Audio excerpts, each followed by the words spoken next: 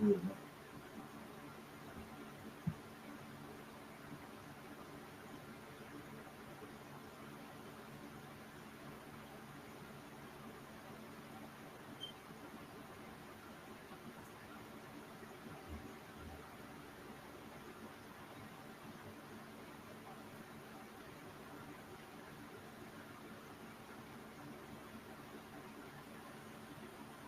Right. All right. Shalom. We brothers, great millstone, church in Birmingham, Alabama. And as always, we'll begin by giving all praise, honor, and glory to Yahawah, by Sham, Yahawashi, by Sham, Qadash. In the ancient Hebrew tongue, those would be the correct names of the Heavenly Father, of the God's Son, and the Holy Spirit. Also, like to give double honors to our teachers, the head apostles, and the elders of great millstone. Shalom to the fellow laborers out there, and as always, the believers. So yeah, we're back once again through the Spirit and power of Yahawashi. This is going to be the second consecutive indoor camp. You know, the weather has been pretty much iffy out here, man. But you know, as we often speak to, the faces and the places might change, but the message is always the same. And pretty much we are here, we've been raised up and sent forth to pronounce judgment against America, Babylon the Great, which is a concept that lies within the Holy Scriptures. It is actually fast approaching. The Lord is not slack concerning his promise. That's why it's a diligent spirit on the prophets to, you know, continue to expound on his word. And simultaneously, the Lord have things coming to pass that accommodates, you know, pretty much co-sign what we've been saying. Yeah, I got a quick precept for you. Yeah, come on. Because you were speaking, the brother was speaking to, you know, hey, no matter whether it's inside, outside, no matter the conditions, hey, we're supposed to be doing his work. This is 2 Timothy chapter 4, verse 2. Preach the word, be instant, in season, out of season. Reprove, rebuke, exhort with all long suffering and doctrine. Look up that word instant. Yeah. Because again, the Lord, he got the momentum moving towards the kingdom of heaven, man. Yeah. Right? Hey, you know, in the world, you might hear somebody say he's selling wolf tickets. Right? God said, pull up. He said, I'm pulling up. Now, make it 7:30. No, the Lord don't work like that. The Lord is actually pulling up. That's why when you read Matthew 24th chapter, speaks about those days being shortened. See? And that's the same with, you know, when you go into the ancient world, before that war, they would clash. They show you that in a lot of period pieces. They don't be bossing around. They don't be timid, pussyfooting around. Those horses, they be flying into the battle.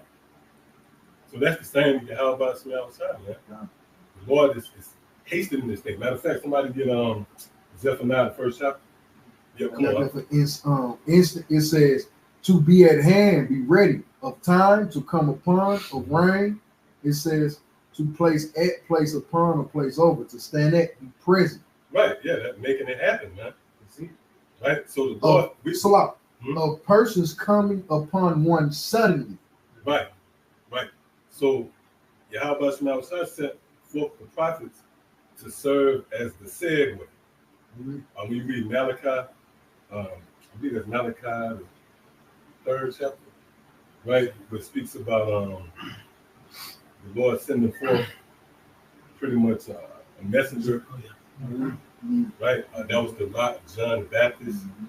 Noah, right before the flood, Noah had to come on the scene.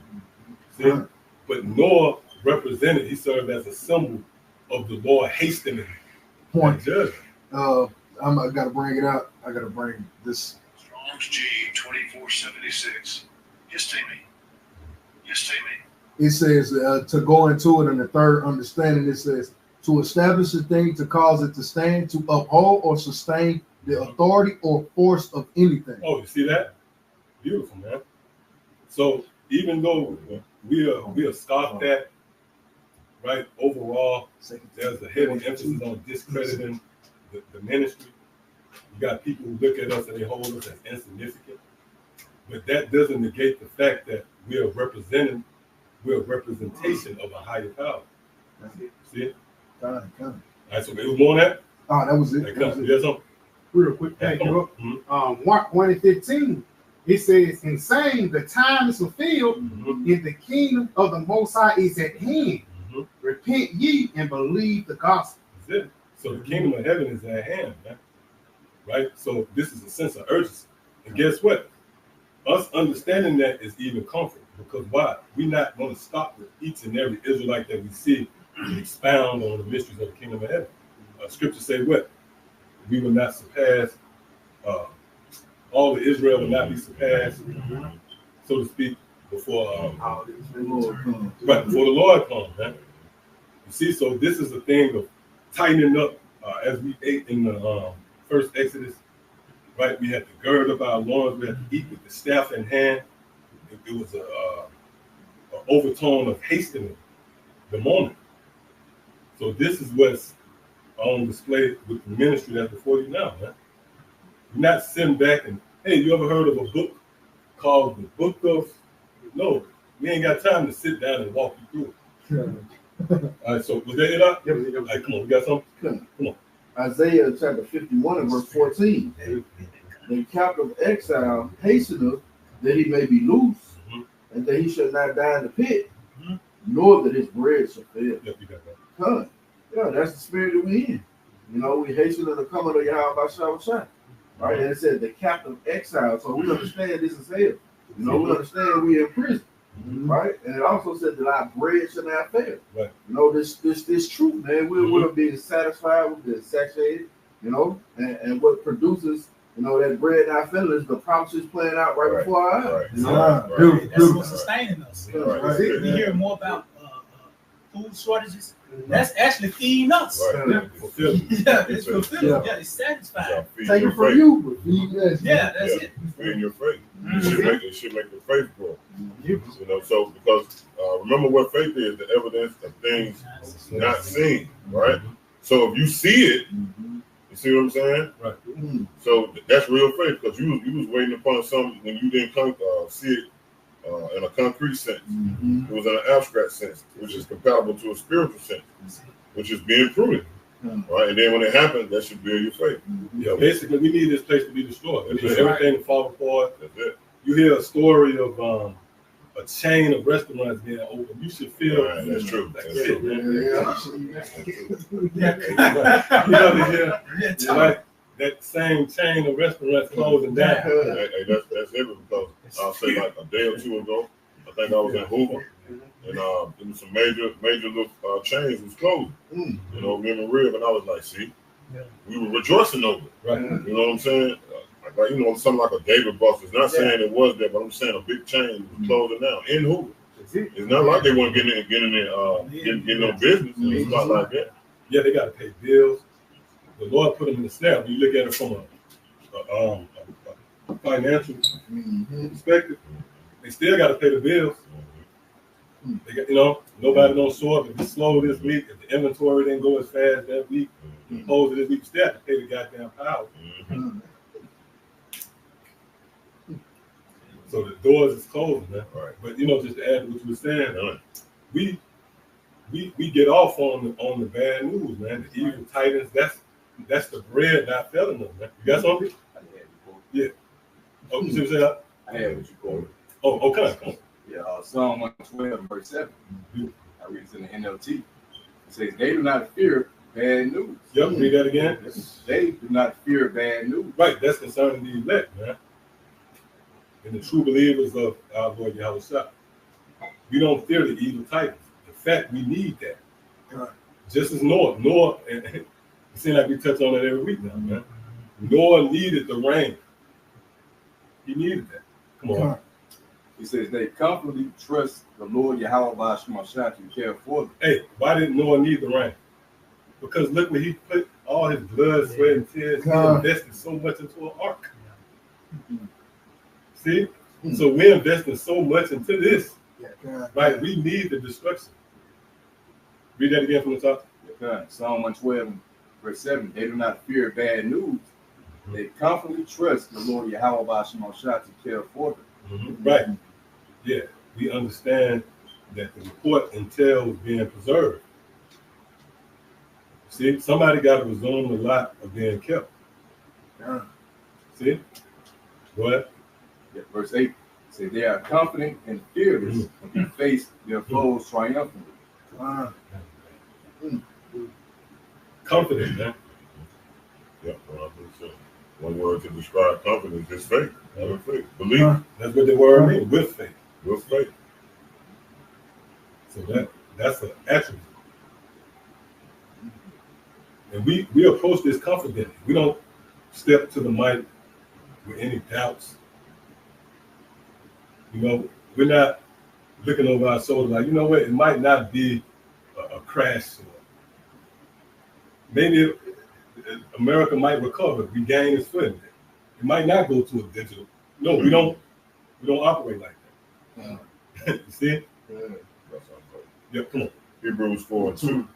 For unto us was the gospel preached, as well as unto them. Right, everybody heard this gospel, man. All of them.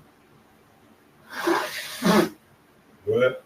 It says, but the word preached did not profit them, not being mixed with faith in them that heard it. Beautiful, man. Beautiful. Yeah, it's not going to profit you if you don't have faith. I got one for you. See, you got to believe, man. God. And because that's how you take steps. Even with a baby, right? You see a baby, it took faith for that baby. You know, they take their first steps. There's something within them that make them believe that they can actually take that step. God. Else they'll just be there, you know? So faith is really an action. That's what it is. That's right. That really faith is an action. That's it. Yeah, Just it's like a the word yeah. love. It's an action. It's an action. To believe. Yeah. Right. Yeah, you got to be in a constant state. You're in the progress of it. That's Yes, connect is like what Esau called. Yeah, that's Kinetic, faith. potential Faith is the state of faith brings on the state of believing. Yeah, Esau called it kinetic energy in science. You got potential energy. You could be doing something, but you stagnant. But this motherfucker that's moving, that's kinetic. It's moving, it's living. The Lord is about kinetic energy. Hey, that's why the story of Stephen Noah, it was framed with him building simultaneously. Yeah. See, because it pretty much captured the faith. God, I got a quick one for you. See, now come on. God, Matter of fact, somebody get that in Hebrews 11. the point is twofold, but Well, if I may, let me say this, right? you got The Spirit got this coming out, man. God. And see, when you think of that, when you consider it, then that means we about to move in, which we already know. But we closing in on some unprecedented times. Yeah, it's right. And this thing is calculated. When the Lord have these messages coming out, the Lord is channeling what He wants to be conveyed to the congregation. You see? Yeah. And there's a time and a place, and this is the platform in which it's done. Yeah. So why all of a sudden faith coming up, moving, and acting? Yeah. You got to be able to internalize it, not just for you to have you feel butterflies. Yeah. You know what I'm saying about that. You know what I mean? I said that. You know, no. Right? You get lightheaded. This is a beautiful thing, you know, but it's time to internalize the message and see what's the objective here. Why are we shifting towards the faith and fidelity of one being being on display? This going into his faith is I'm gonna make a point at 7, but the point is at verse 8. All right, this is Ecclesiastes chapter 7, verse 7. Surely oppression maketh the wise man mad, and the gift to struck the heart. I wanted to go into mad because the brother's going into that faith. It says for surely oppression. We catching hell daily. What do we pray for? We pray for our daily bread. Don't give me too much, don't give me too low, because you give me too low, I gotta steal, I'll make it look bad. But if I go too high, I'm gonna forget about it. Everything good. So hey, the Lord say, hey, our daily bread. So when you go into the word mad, it goes into shine or to be boastful. So let's hear it again. For surely oppression maketh the wise man to what? To shine. In the sense of all this oppression, we are gonna know how to move. Jacob's light is gonna be dim more and more. The more Esau oppress him, the more the light get taken out of Jacob. But Jake is gonna be mad. You see, that's a double entendre to play on words with the Lord. Jake gonna be pissed off and he's gonna ride. But this brother, he's mad too, but he's gonna shine. He's gonna move in the spirit of the Lord. He's gonna move that in a way that will receive, that could give him salvation. But I'll finish off. Verse 8 going, it says, better is the end of a thing, because we were speaking to faith. Him walking in it, him seeing the oppression, him going through the oppression. But I didn't pimp out my daughter. I didn't shoot this Jake. I didn't go sell this woman didn't go sell no box. I didn't go defraud her brother. You see, I shined. I moved righteously when all options was to move wicked. But I showed my faith. I showed my faith in the face of oppression. Right? It says, too. Because again, we using it oppression in a positive sense. That's right. You know, instead of us fueling, they're not cherishing the good works. Yeah, cherishing the good works. But instead of us fueling it in weakness, we're fueling it in righteousness, man.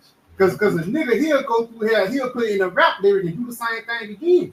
But we go through hell, we basically improve ourselves. Bible can shout real quick. Let me pull this out. This First John 3 and verse 18. My little children, let us not love in word, and that's what talking, man. Talking shit, bro. It's the difference between talk to talk and walk to walk, bro. And that's what we have to learn in this truth, especially learning yourself, learning how to deal with yourself, learning how to deal with you as an individual. You know what I'm saying? You learn to love and not just in word. Read this again. It says, my little children, love not in word, neither in tongue, but in deed and in truth. Because in order to be in this truth, you have to be real with your damn self, man. That's right. That's right. You know? And a part of being real with yourself, yeah, you're going to go through hell. Yeah, we're going to go through shit, man. But guess what? It's an end to it. Just going back to the precept that you're going in. Yeah, you got going back to the precept that you're going in. Not you got it out. All right. Hey, going back.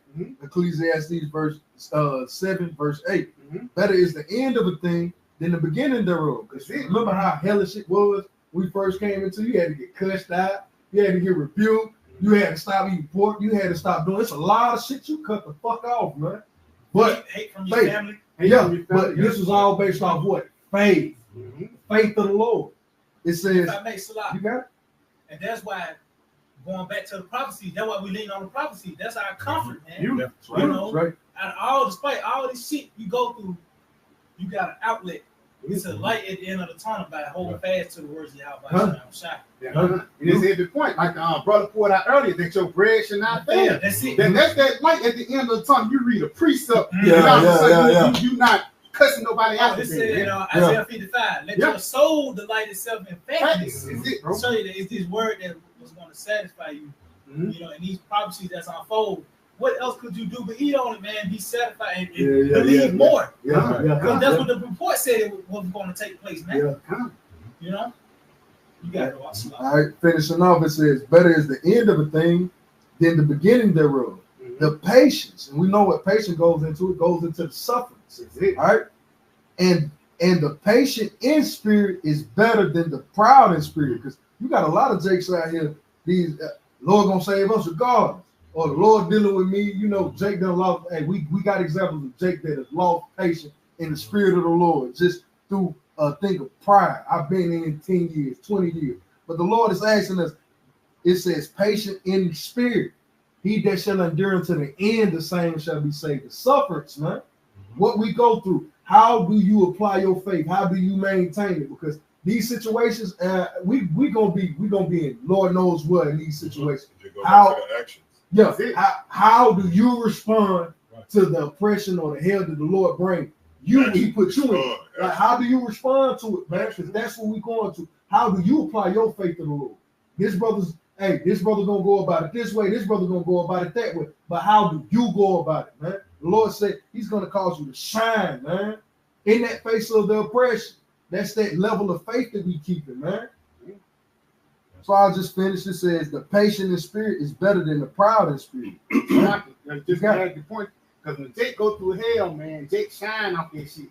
You know what I'm saying? Even the stories we hear about Jake getting like the gutter for lack of better words. That's the same story here today, man. The restoration of Israel, it's a heavy move that we playing in today, man. Right. If you see the estate that we was in the time of Solomon and David, the regime that we once had, then you fast forward in the time of slavery, that's a big fell off, man. And just imagine how we're going to be in the kingdom. We're going to be even past that in the kingdom of heaven. Look at niggas glory in rappers. Yeah. Carter B will tell you she done blue rod. This dude will tell you he done killed somebody, he done sold drugs, he done did nefarious things in life. But his end all in America now is what? He's a rapper. You can see him, you can see the money. Everybody can glory in this Jake. What for us in this walk, man? Like, it's the rag to riches story. You can glory in this nigga, but You can't glory in yourself. Yeah. The Lord is bringing you up on the level. Yeah. We can read of ourselves in this thing. He gonna glory in LeBron. You can't glory in yourself. You can't glory in this brother. You see him coming up. This is what it is, man. But you know what? It goes back to, we mentioned that earlier briefly. It goes back to levels. Yeah. So it's levels amongst Israel, and they haven't been given the eyes. What's that? Matthew 13. They don't have the mindset, the mental capacity to see into the future. Mm-hmm. See, and that, you know what? That dictates one's very being. Right? Knowing the future. Oh, it went back to him starting to build the ark. Right? But the people who was blinded. Matter of fact, Dawg, can we get that real quick? You know what I want? I think it's the 1 Peter. Because the spirit. You got that? The spirit, come on. Yeah, the spirit. And because it's Yahawashi that's testifying against you. See? And I want to add something too. The brother was making a point, right? It's touching the proud in spirit versus the patient in spirit, which that was a great point, right?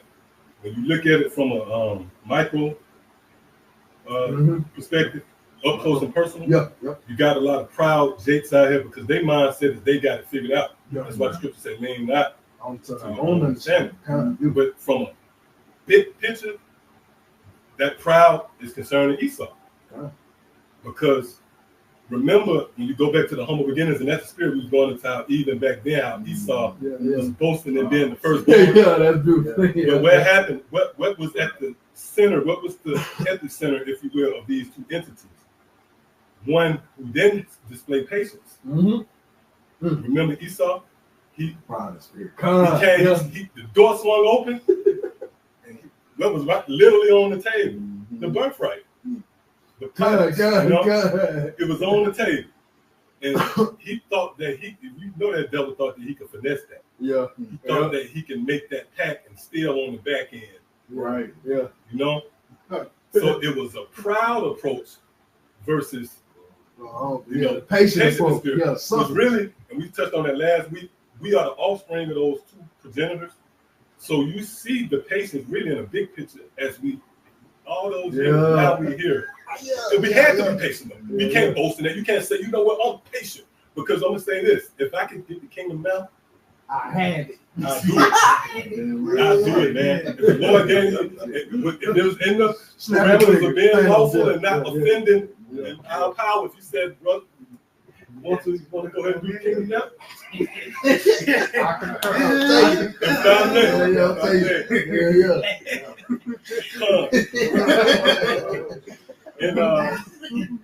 But it's the Lord that got us waiting, man. So that we might fulfill what's written. So as we see it play out, right, we are categorized as the patient. None of us, not one as the great speeches, the fiery, spirit get on somebody, we get on to a fiery 5 minute, but that's not going to bring in the kingdom, man. As God said that you got to go back to the house and patiently wait on reinforcements. It's going to come in the form of the missiles. The reinforcements, they're going to come and tear this place up, and that's going to set off the next domino. See, that's going to provoke Yahawashi to come. And Yahawashi going to deliver us. See? Russia. Oh, yeah, can't forget about that. 35 years. 18 months of Russia. And they shit. America's still on fire. Russia goddamn. It's an article of Q. He got binoculars looking over into the west. Smoking. Hey, the Lord said, I am against these old God and Magog. That ties it all together. The Lord gonna kill two birds with one stone with that. He was clearly telling them in there, it's like, hey, man, hey, don't get too proud. I'm using you. I'm gonna touch you motherfuckers too, bro. Right. Even talk about the body of the beast. Yeah. But the Lord gonna leave the feet down. Right. Like you a body, but your feet still moving shit. Talk about the feet of America. You just got feet everywhere. You know what I mean? Running shit. That's the cut. That's the statue. Because that's a timeline, man. Once the storm comes, that's it. It don't say nothing else after that. A toe, right? A toe popped off. and then you left in suspension. But then the chapter ends. Yeah. But and then the least of the toes, Yeah. you know, blew away. Then now it opens up your mind. No, man. Yahawah started exclamation point. Right. Yeah. Come on. Hebrews 10:36, it says, but ye have need of patience. That after he had One done, reason you have need of patience when you read Ecclesiastes, 2nd chapter, it speaks about how the Lord is long suffering. Yeah. You know, and then a different time frame. Right. Then like it seems long to you, but it ain't long to the Lord. Like you say, hey man, it could be 2 years. But shit, that was no time to the Lord. Yeah. Man, you know, you've been tend to forget about your actions. But the Lord, to the Lord, it's like that. So that's why the scripture said, read again. but ye have need of That's one patience. reason. You know what I'm saying? Then guess what? It makes you draw free, and you have a Shai's appearance. Patience. It's because when you try something, that's an action, right? So when your patience is tried, you getting slim. Meaning every temptation you go through, you getting draws free, man. You being made pure. You being part of Revelation 14 chapter. Go ahead. That after ye have done the will of Yahawah. After, meaning what? It's a future time. That means you're gonna have to go through something later on. Go ahead, you're gonna receive that reward. Go ahead, because it's a reward for having patience. Man. Revelation 3rd chapter speak about that. Because thou hast kept the word of my patience, I will also keep thee from the hour of temptation. So guess what? Patience is gonna be what? Your defense. Go ahead, bro. You might receive the promise. Y'all see that? You might receive the promise, man. They go back to Genesis. See? Make all the time. It's like that word promises. That's a prophetic word. That's it. That's That's it. future That's tense. it. That's it. So I'm gonna give you later You on. look that word promise. Right. Yeah, that word is for the future tense. Going back, that mentioned that going back to Genesis, it was ultimately for a later date for that promise to fully be on display here. It's the kingdom of heaven, man. You know. And it says you're gonna have need of patience. You know, remember the old Twilight Zone we used to make mention of. You're gonna need this. The guy, I got what you need. Right. So in a time like this, there's barren of faith, a time barren of truth, a time where it's vexing. Yeah. You hear it, you're gonna need this. Yeah, that's right. You're gonna need patience, man. That's true. Yes. You're gonna need that. That's gonna have to actually contribute to your makeup. Right. See, and the Lord has in his, you know what, man? That's mercy, man. That's a gift the Lord gave us, the patience. Yeah, like to not lose it. Because you kind of got you got something to lean on now. You can say, hey, I was vexed, you know. You can, right? You can frame it, you can use certain terminology, right? You use certain words. You're right. That clearly, the lingo. I was vexed, Salakia. You know, indignation. Right. The indignation of the Lord was upon you. Right? That was you. You know, I don't know who was you did that. You did that. But you got to display patience, man. Right. You know your worth. Right. Think about that. You know your worth, but you have to concede. You see, that's just like you might be a mechanic, a sheet metal mechanic.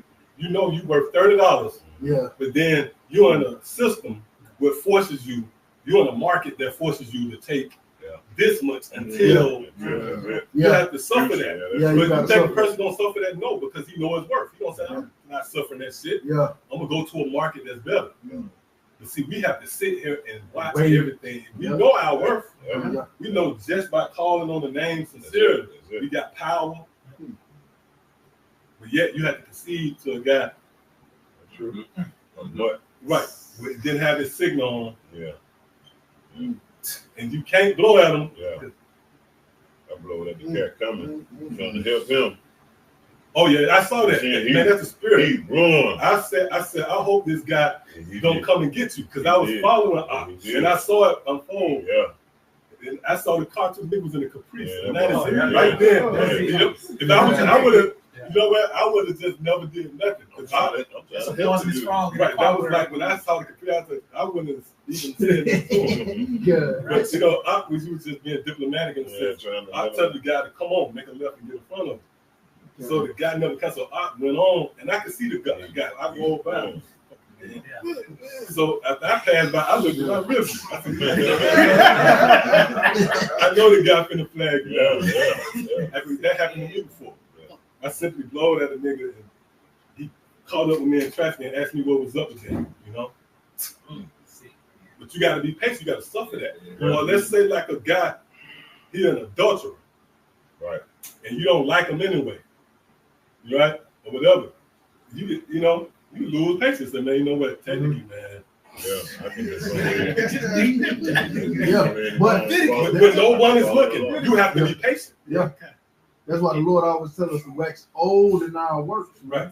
Wax old. You're supposed to wax old in anything is to go through every step.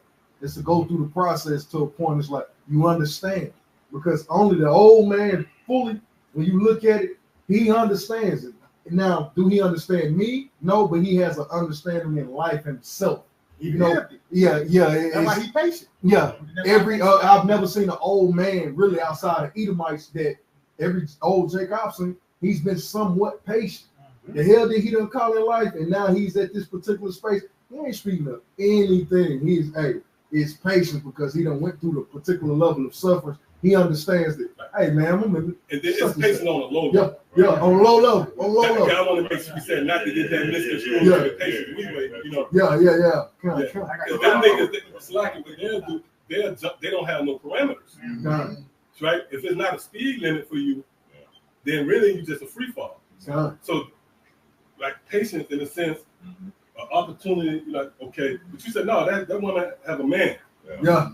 Right. Yeah, that's a whole different level of patience. Yeah, you know, because now the spirit of discipline is there, and you actually have to move to the beat of prophecy. You can't go. They gotta respect the person's patience. Right. They respect Esau's law. Right. Respect the government. Right. Nigga, I've been on this job for 42 years. Oh well, Travis. Travis Burgers. Nigga had a truck down here.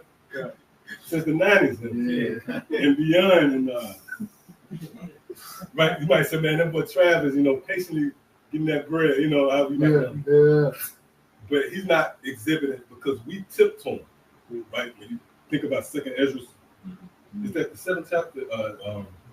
The path, which is so narrow, is a dangerous path we have embarked on, fraught with danger, man. So you have to tiptoe, right? And that's even patient. You got to be careful. Right. You can't just run through. You know, right. Fools rush in. Yeah. And we like you going back to that patience. Yeah, we patient in righteousness. Well, we have a patient in righteousness. You know, like you said with the old cat. Yeah, I mean, he's still a wicked nigga though. Yeah, he's still a wicked. You know what I'm saying? But I understand comparison. But no, we got to make a difference. We got to differentiate. Yeah. We got patience, righteousness. You know what I'm saying? He can have patience still to catch a milk. You know what I'm saying? We having patience. Our patience is on a whole nother level. Yeah, our patience really is in the experience thereof, man. Right. It's actually going through and understanding why. Like JB thinking patience is just not being mad. Man, I'm mad, goddamn it. So you got something. I'm trying to be patient with you. That's not Jake. Right. I got something. That's like going back on that patience, man. Because really, it's just out of our control, man. It's up to the Lord. It's Psalms 123:2. Behold, as the eyes of a servant look unto the hand of the masters, and as the eyes of the maiden unto the hand of the mistress, so our eyes wait upon the Lord Yahawah by Yahawashi. If I may, when you look at someone's hands, you watch them closely. Right? True. You watch someone's hands, because you can watch someone, but you watching their hand, that means you're paying attention to them. That's what the police do. Yep. They come up on you, they want to see your hands. Yep.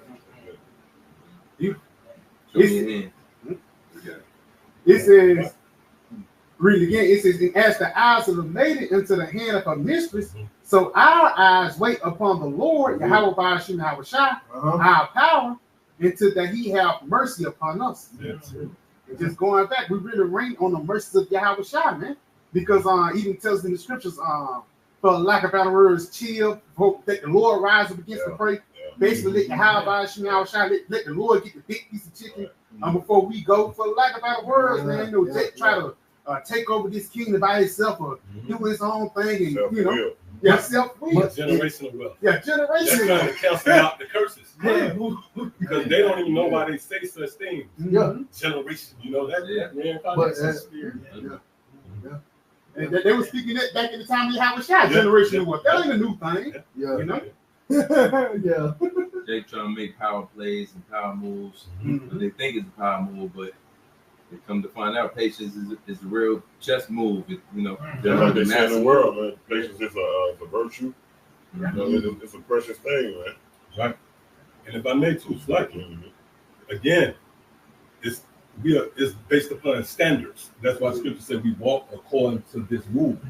So our patience is based, just like if your mom said, don't touch that. You in another realm. Somebody else in the room, but they got nothing to do with how you moving. You can't reach out and touch that because you under order. So you displaying patience in that, because if you lose that patience, now you got to worry about a repercussion from the authority that told your ass to wait. Furthermore, where you going? That's the cut. Where you go? You finna go? All right, stop. Where you going? To set out the kingdom, man? You going home, man? You a left, you know. You're gonna go home and exhibit more patience by doing a lesson. That's the patience one can get. You know, you resorted to reading. That's a patience. That's a very volatile patience. Going to this, you know. That's patience right there. Meanwhile, these niggas making missiles and trying to get the ball rolling. To some fight. That's the proud spirit. Oh God. We sit back with letters. And the truth, you gotta conjure up patience. You gotta pull it out of somewhere, and you're gonna need it. The script said in Luke 21:19, in your patience possess ye your soul. Right. Hey, we pray for patience, man. That's one of the major prayers that brothers pray for, man. Which is you know, patience is submission to everything under submission to authority, submission to leadership, submission to order.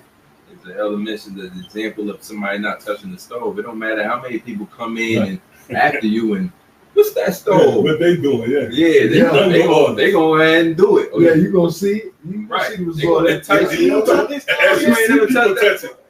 That contributes to you being more like, damn, why can't that? You know, right? Something lingering. It's almost drawing you in. He got away with it. Contempt you, right? As a sentence against the evil work. Right. Why do the wicked grow old? You know, ask yourself, because these niggas prospering in a way. Everybody hate me though, you know? I got a quick and say you was done with yours up. Because within patience, a thing of patience is always a gathering of experience. It's like the old man, he's patient, but what do he have on his side? Experience. The unpatient young man, he never becomes an old man because you die your father. I got two quick precepts and pass it back. This is Ecclesiasticus 20. Sirach or Ecclesiastes 25:6, it says, much experience is the crown of old men, and the fear of Yahawah is their glory. It says much experience is the crown of the old man. Like, you can't gain experience without having a level of patience. You suffer through something. It's like, name one person that had all of this knowledge that didn't go through you're wrong, that didn't go through you're right, that didn't go through hold on, wait. You're right, but you gotta wait. You know what? This is bad. Let's start this over. It's many experiences, many things that you're gonna foresee in this life of the Lord. It says, much experience is the crown of old men, and the fear of the Lord is their glory. I'll jump. Proverbs 20:29, and this is the point. The glory of young men is their strength.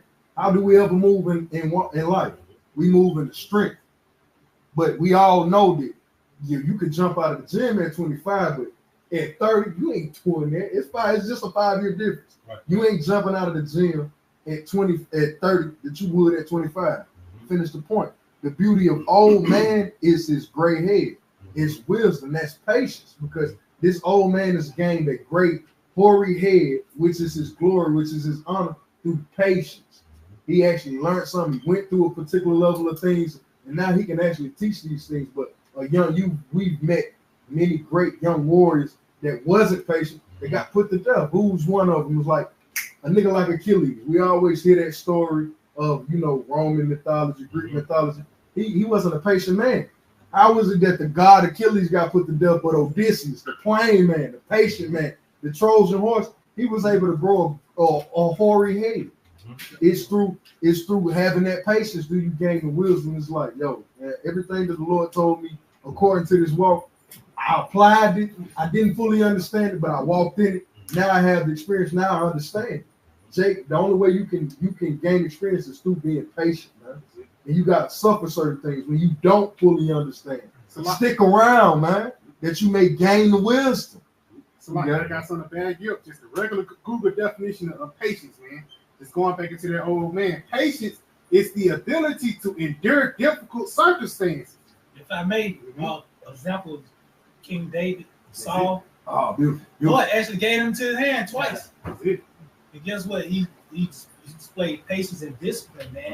That all go hand in hand. Because you got discipline, but you ain't got patience.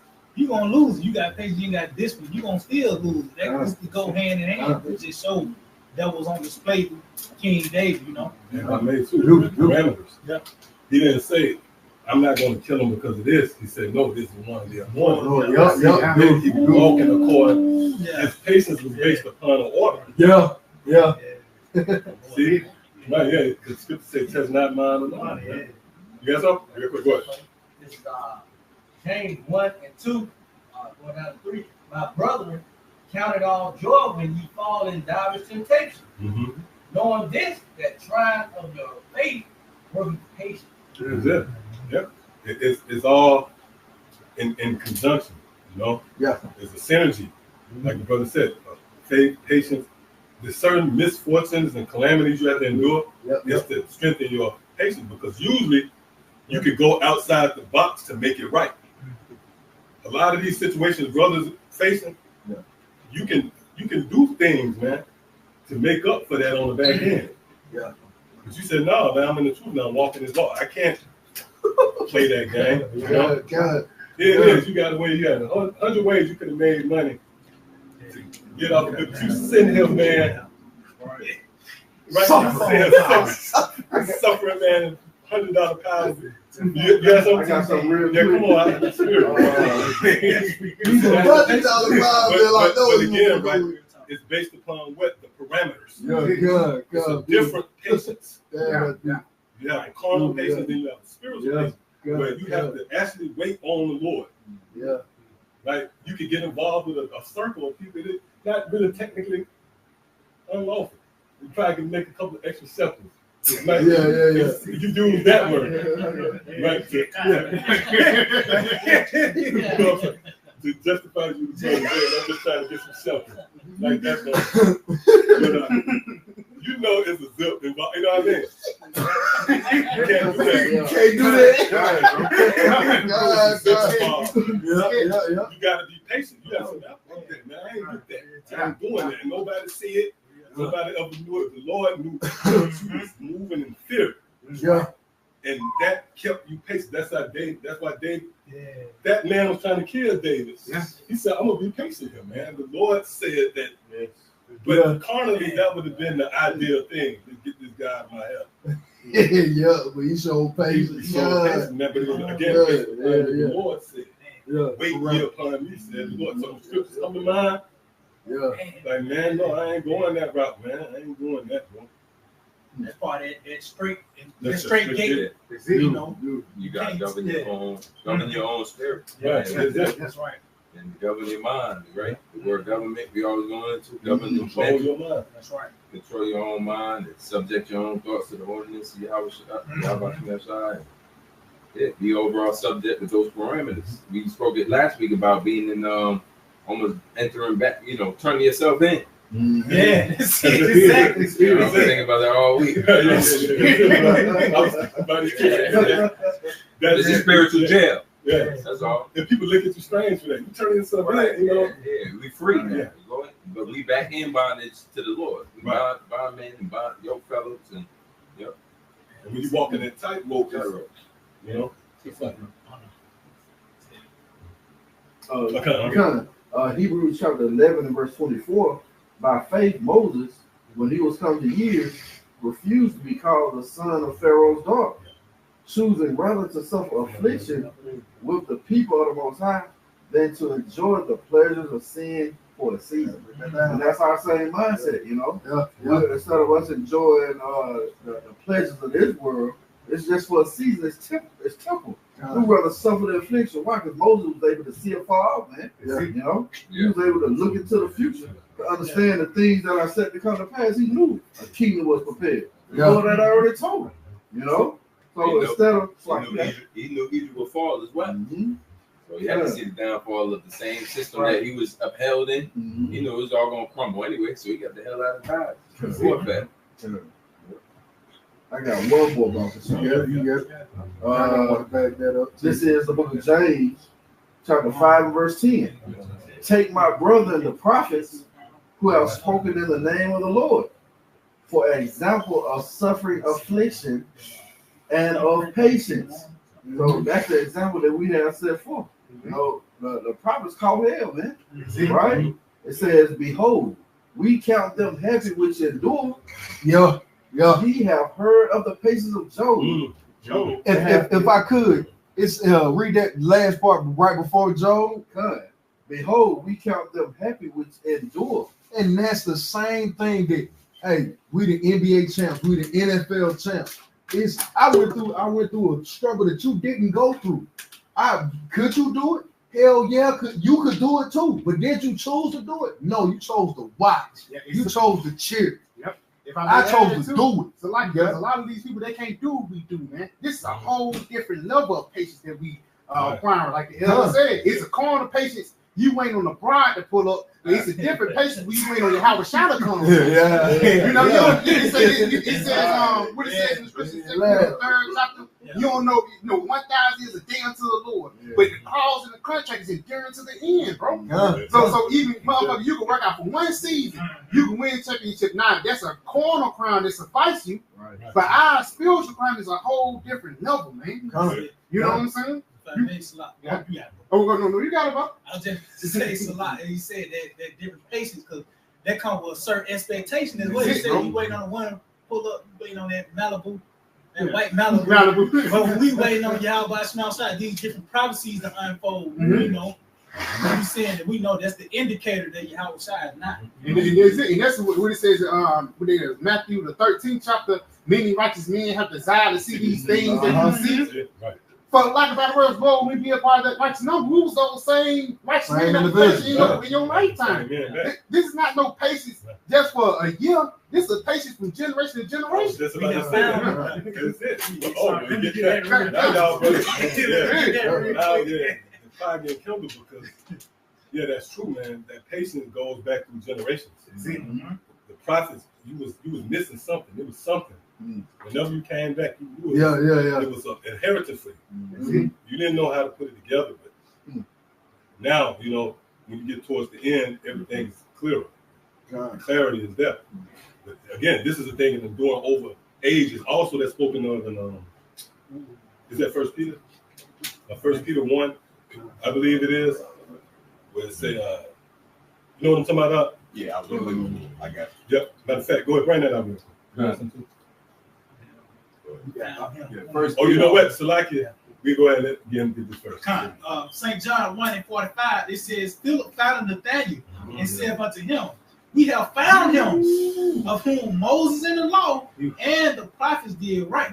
Yahawashi Nazareth, the son of Joseph. See that? So it was a build up to that moment. Those prophets of old, it was desiring. Of Job, Job 19. That's it. And in the latter days, my eyes shall see my Redeemer. See? So the scribes, they here, man. The ancient prophets, they back today, man. They're standing in their lot. Yeah, Daniel. Yep, that verse. And standing in your lot is patient too. That's patience. Yeah. Because you're in an office, right? You have to wait. Yeah, you have to stand in your lot. That means you're under the control of someone else. stand right there. You know, you're in the wedding. Stand right there. You got to wait on them to come back and say, okay, now follow them. You know. Yeah. Yep. Come on, Out. Yeah, That's like. 1 Peter 1, starting at verse 9, it says, receiving the end of your faith, even the salvation of your soul. But with salvation, You got that. Yep. It's pretty much going to like the Ox said, like going to reincarnation. Those same spirits coming back, the truth return to those that practice in them. You know, they win their reward. So verse 10 says, with salvation the prophets have inquired and searched diligently. Because they always knew about Yahawashi returning. You know? It says, prophesy of the grace that should come unto you, which was Yahawashi. Right? It says, searching what manner of time the spirit of Hamashiach, which was in them, did signify. Right? Because when he comes in the volume of the book, they knew that salvation came through Yahawashi said in shed his blood. So we have to be redeemed from the law. Right. So it says, when it testified beforehand the sufferings of Hamashiach Yahawashi and the glory that should follow. Yep. That's the ultimate reward that we're looking for. Like the brother brought out with Noah, he knew about it. You know, that's why he cast away his life. Egypt in that time becoming that same stead. You know, those prophets returning with that same hope. Right. Yeah, because they didn't get the kingdom back then. So they had to come back to see that. So your spirit, or the scriptures say, hope deferred. Yeah. You know? Yes, sir. Right. Yeah. And that heart, that's the inner you. So that's really your spirit. Isaiah, I can read 16 and 17, but I'm going to go straight to the point. Isaiah 34 and 17, it says, and he hath cast the lot for them, and his hand have divided it unto them by line, meaning the prophets. It says, they shall possess it forever, from generation to generation shall they dwell therein. That's what, like you said, that's that patience that's been carried over from generation to generation. Right? And having that patience comes with the truth, having the truth. Meaning what? Faith in the truth. Because if you got faith, by default, you're going to wait. If you believe something gonna take place, you're going to wait for it, regardless if you see it or not. Yeah. So guess what? The prophets always had that patience, all right, due to their faith and coming with the truth. Because guess what? That's your patience. Your patience revolve around the truth. Your faith revolve around the truth. You believe in the truth. You're patiently waiting what the truth says is going to happen. But it's they're gonna possess it from generation to generation to generation, and they're gonna dwell therein, meaning being in the inner courts, having this truth from that's the reincarnation. So yeah, that was it. Kind of back you up with that faith and that patience. Romans 8 and 24. It says, for we are saved by hope. Hey, so that's how we're gonna be delivered. And how do you hope? Through the gift of faith. That's an action of having faith, hoping in something, believing in something, trusting in something that you can't see though. Go ahead. But hope that is not seen is not hope. See that? So that if you can tangibly see something, all right, or if it's concrete, why should you hope that it should be there when you can physically touch it and see it? Yeah. That's not real hope. Go ahead. For what a man seeth, why doth he yet hope for? See that? Go ahead. For if we hope for that we see not. Which is the kingdom, rulership, being joint heirs with Yahawashi, man. America being destroyed. A person will be like, y'all talking about famine when I can still go get a 2 for 10. Yeah. And y'all talking about you're going to be a famine, I can still turn my lights on. Y'all talking about the power going to go out. That's our hope. Even though we see the lights come on, go ahead up. It says, but if we hope for that we see not, then do we with patience wait for it. Right. So get what? If you got your hope, you got your faith, you believe, by default, you're gonna wait for it. God. And yeah, Jake. No, you got it. I was just saying, and we've been waiting for generations. It talks about how Enoch prophesied the return of Yahawashi. Of course, it's in the records of our Lord coming as that lamb. But why speaking on Enoch, who's in Genesis, talking about the return, the end of the movie? Right. So that's what we at, man. That's what we've been waiting on since the beginning, What you got, Rob? Let's go to that. Khan. That principle. Khan. This is the book of Ecclesiastes. Ecclesiastes chapter 10, Ecclesiastes chapter 10, verse 16, it reads, woe to thee, O land, when thy king is a child, and thy princes eat in the morning. Right. That's dealing with Esau, man. He's a child, man. The scripture said children shall rule over them. Yep. That's why here in America you got goddamn amusement parks. Right? This man pastime, skydiving, bungee jumping.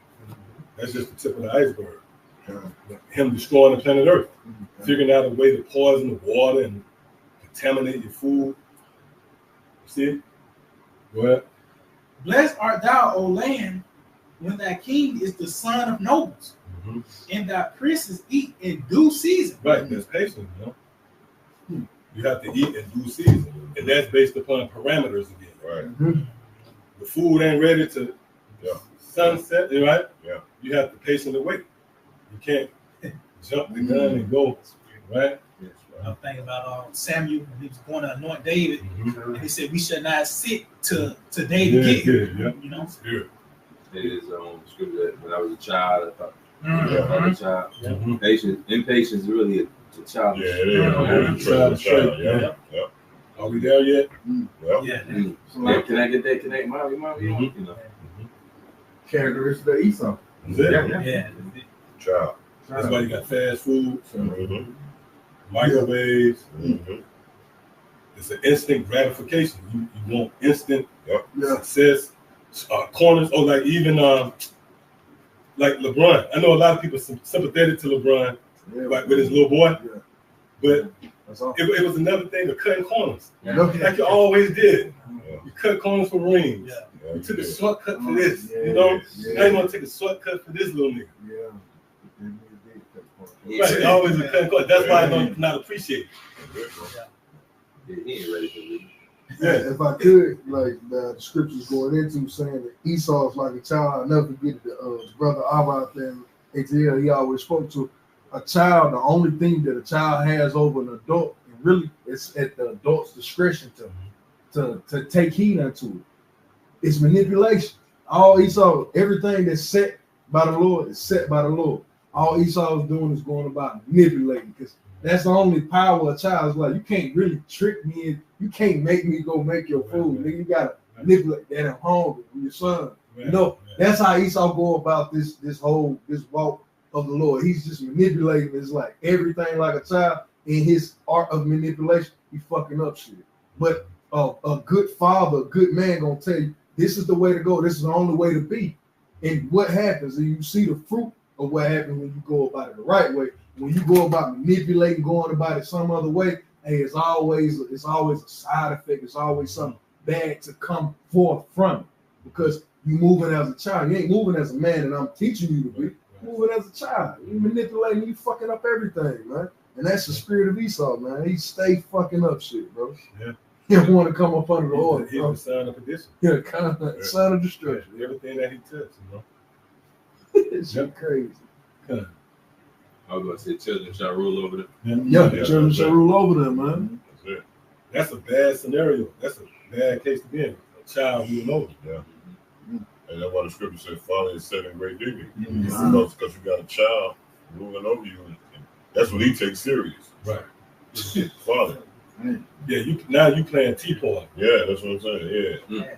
You know? The child ruling over you. You got better things to do, man. She wants you to put on the tutu. Right. And that's what that nigga wants you to do. Yeah. You put on the tutu and play with. I got a quick one for you. Some regular jeans. Like a child speaking. You know, like a child. Got a pink tutu on. Regular jeans. We can work. You take out all the shit. You gotta think to with the little TL right Yeah. And they show you that. And everybody, it'd be a hard, warming moment. Yeah, exactly. It's the only way you can interact. Exactly like the Esau, man. Yes. Say easy times create weak men. That's it. That's it. All right, cool. So Rock 37, of course, this was speaking to Jake first, you know. I always think of y'all down when I see this, but this is also Esau too, man. So Rock 37 and 19. there is one that is wise and teaches many. And we know Esau is considered the wise one because he's the illuminator. He's a Luciferian. He holds the wisdom. It says, and yet is unprofitable to himself. Look at the state of the earth, man. The water's through, the air's through, the food's through, your woman's through, your milk's through. And all of these things come with these Esau's particular side effects of this off society. So I read back, there's one that is wise and teaches many. That's Esau. But yet he's unprofitable unto himself, like the scriptures tell us that he that is evil unto himself, to whom can he be good? He got the mindset that he's gonna take Yahawashi down. Yeah, that's a childish mindset. It's like, bro, you're gonna be not good unto yourself, man. Yeah. It says there's one that showeth wisdom in words and is hated, he shall be destitute of all food. But that was the point. The point was at 19. Is that Esau's like a child, man. Like, you see kids all the time. Like, we done came up in this thing. Haven't you heard Jake break down the basics? And just through his basic break, he understands it, but yet he can't teach it. Jake could go out there and speak a word, give an understanding, but yet he don't fully understand it, and yet he leads more straight than he ever lead to the path. That's Esau in this thing, man. An unprofitable child. Not saying that he has any form of wisdom. Esau is that unprofitable child that's going throughout the whole world. Esau do got wisdom. Well, he has wisdom, but he's like that unprofitable. Everything that. But it's not gonna profit. Yeah, it's not. It's like a child. The scripture say the knowledge of weakness is not even. It's not wisdom. The what? So this nigga was able to run circles around people for centuries, but now he dizzy. Exactly. All they running around, he dizzy. Like a kid. It's like, let me show you this, and then he do it. He's like, yeah. The whole time, right? The wisdom of Esau. Semen.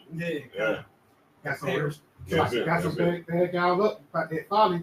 And the kid, he's on Proverbs 14 in verse 18. It says, matter of fact, so like this is the book of Proverbs 14 in verse 24. So like it says, the crown of the wise is their riches, but the foolishness of fools is their folly.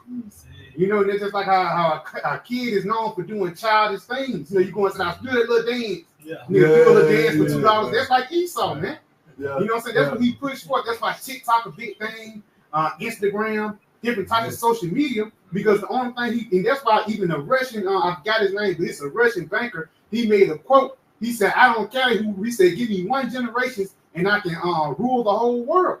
You know, and because once you get one generation of kids, you can rule over everybody. Even Curtis Mayfield said, "Children are our future." So Esau got a connection to the kids because he got a mind of a kid, man. Yes, you know. Hey, that's why you can be a millionaire playing Madden now. That's it. You know?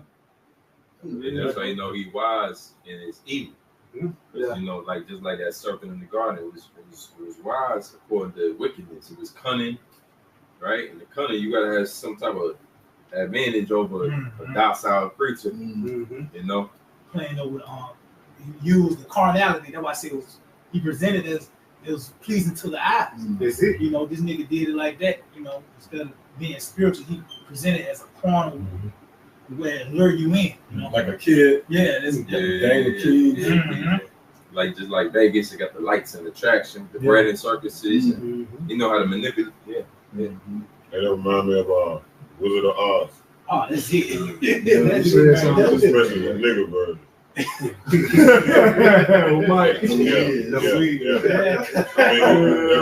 That's a dynamic with Esau in this system. You know, the wall being the misinformation, and then knocking down the wall being the light, being the truth. That's how we see it. But they don't see it like that. You know what I'm saying? We see the facade. Esau. We know what the scriptures say. Be not deceived by his ignorant of his device. Yeah, be ignorant of his device. What's the other?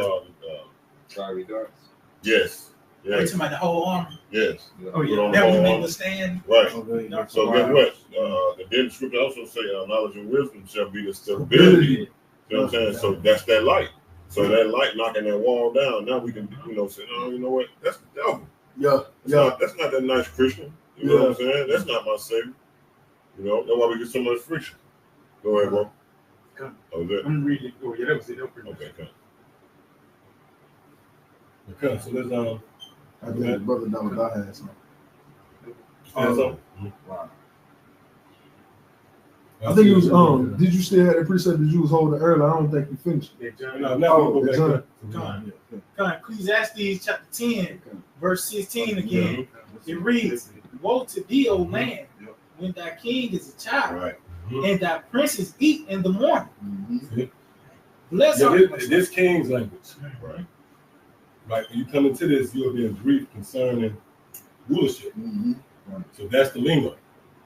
So destruction, see, it's still the same message. Destruction to you when you're in a system. When you're in a certain system, that's just king's language. It's speaking over the heads of really the grown folks talking. The grown folks language. These there was more diverse. See? Yep, read that again. It says, "Woe to thee, O land, when thy king is a child, and thy princes eat in the morning." Right. See, no patience, man. Go ahead. Blessed art thou, O land, when thy king is the son of nobles, and thy princes. That goes into an inheritance. That's the only kingdom that's going to be blessed when it is inherited. So blessed, O land, when your kings are the sons of nobles. Noblemen. Right. They was bred in such a way that right. That's why we look down on people. Just being honest. Right. That's coming from an authoritative place. We said it humbly, man. The scripture said, see, to bless, said these a certain spirit that's going to be the sons of noblemen. You can't even oppress them and take it out of them. Because they're bred to be ruled. They're in jail critiquing the place. You know what I mean? You call this a dungeon? It's a dungeon. That's crazy. That's the elect, man. God, it says, "Blessed art thou, O land, when thy king is the son of nobles, and thy and that starts with Yahawashi. Right? That starts with Yahawashi. Because remember, we coming in on his inheritance. See, that's the lingo.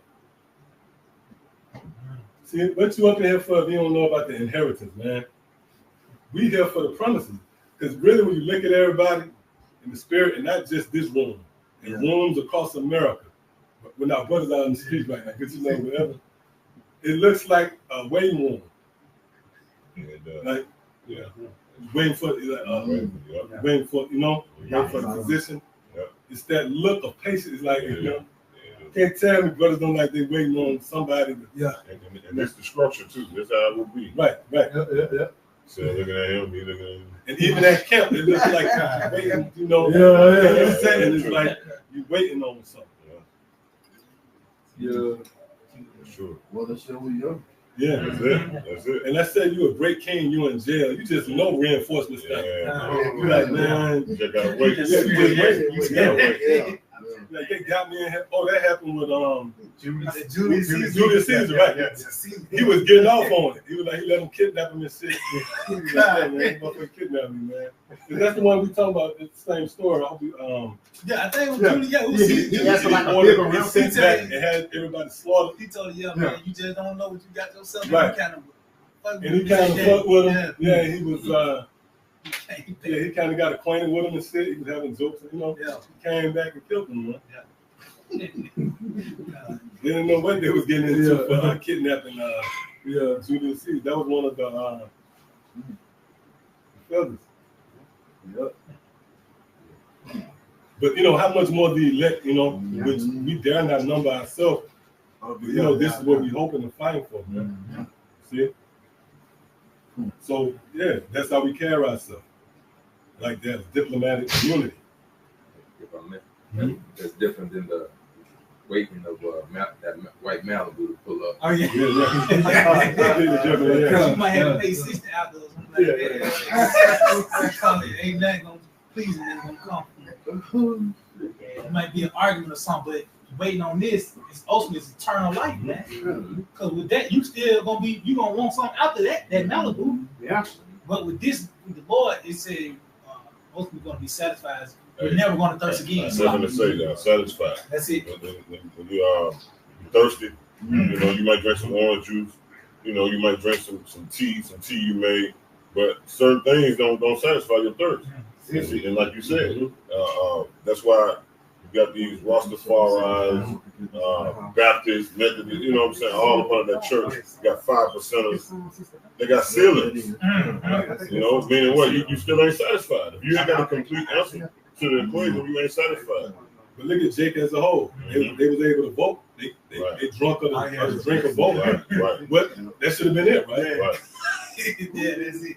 You said, yeah, your thirst should have been quenched. Right. Why 10 years later now you marching for this? You gotta drink every 4 years. Right, you gotta drink every 4 years. That's right. That's true. Because the water can be cut off. Because it's not gonna satisfy you. We got this one fountain. Right. Boom, it answers everything. But you gotta wait on the story. You gotta wait on it. You know, play out. Got something. This is the book of Psalm 62, and I'm gonna start at verse 5. It says, "My soul, wait thou only upon the Most High, for my expectation is from Him." Right, and that's based upon the scriptures. Right. Our expectation is based upon what's written. So that goes back to the Most High. You see? So we expect to be delivered, kept from the famine, and, power outages. When this place is compromised, pretty much we expect to be kept. See, that's confidently, because we're doing what the Lord told us. Hey, real quick, we got the highest expectation on the planet. There is no other expectation on the planet like ours. That's why because we the hopeful elect. That's number one. You hope to be, join heirs with the Lord, to be counted worthy, to be in the Lord's presence, or to be delivered by the Lord. But just even before that even happened, we expect to be fed in the family. We have a stable mind, doing it when everything gets spooky. Yeah. Why? Because like you said, the Lord, Hebrews 6:10, the Lord is not unrighteous to forget your work and labor of love. We preparing right now. You might well say we are spiritual preppers. God. Yeah, that's exactly what it is. And we look weird to these people out there, man. And going back to Ephesians 6, you prepping, talking about putting on that armor, preparing yourself. That's it. That you may be able to stand. Yep. I got something for you real quick. Because going back to that armor of the Most High, it says above all, taking the shield of faith. So before you suit up, that's the first thing you grab, man. That's it. You gotta believe in the battle. Yeah, that's King David, he believed. Yeah. He believed he was gonna beat. That's it. That's it. Yeah, God. That's that story. That's pretty much, You gotta trust in your shield too. Yeah. You gotta trust in your armor, period. But they say at first pick up that shield, because it's gonna be. It says above all, meaning like, okay, I'm gonna give you this piece of armor. I'm gonna give you this piece of armor. But guess what? This is your most important, because guess what? It was compatible to something that's gonna have you in a defensive mode. It says the shield of faith. Yeah. All right. So that's your defense. that blocks off doctrines.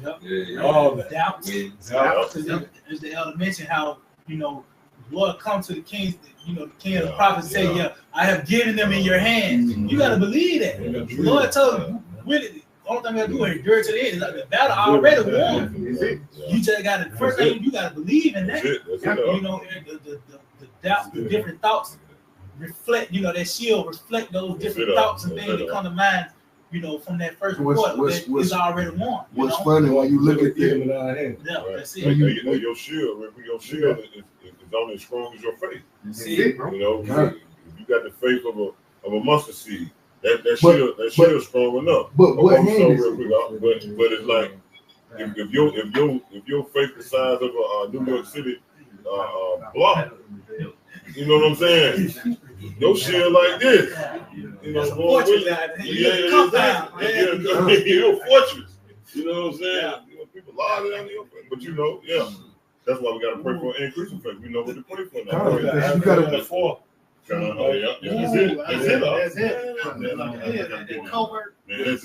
it.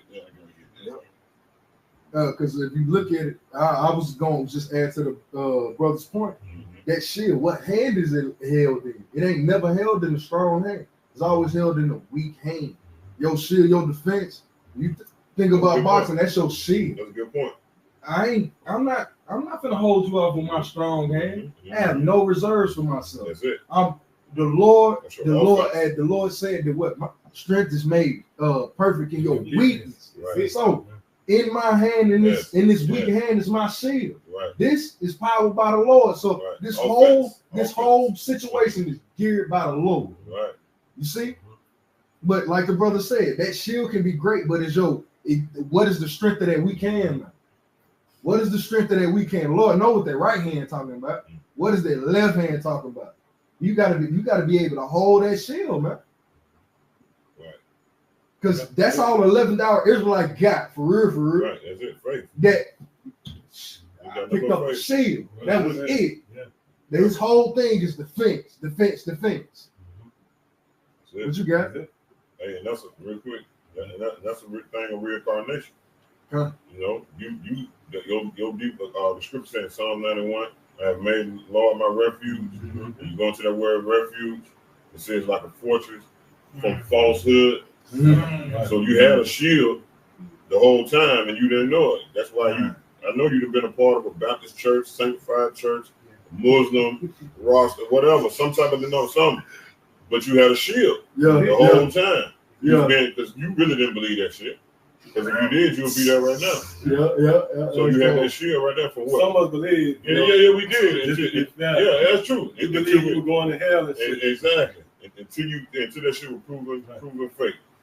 Like you said, you did. You believed that first. You did. You know, that's that shield kicking up. Now, there were certain brothers who maybe, you know what I mean? Right.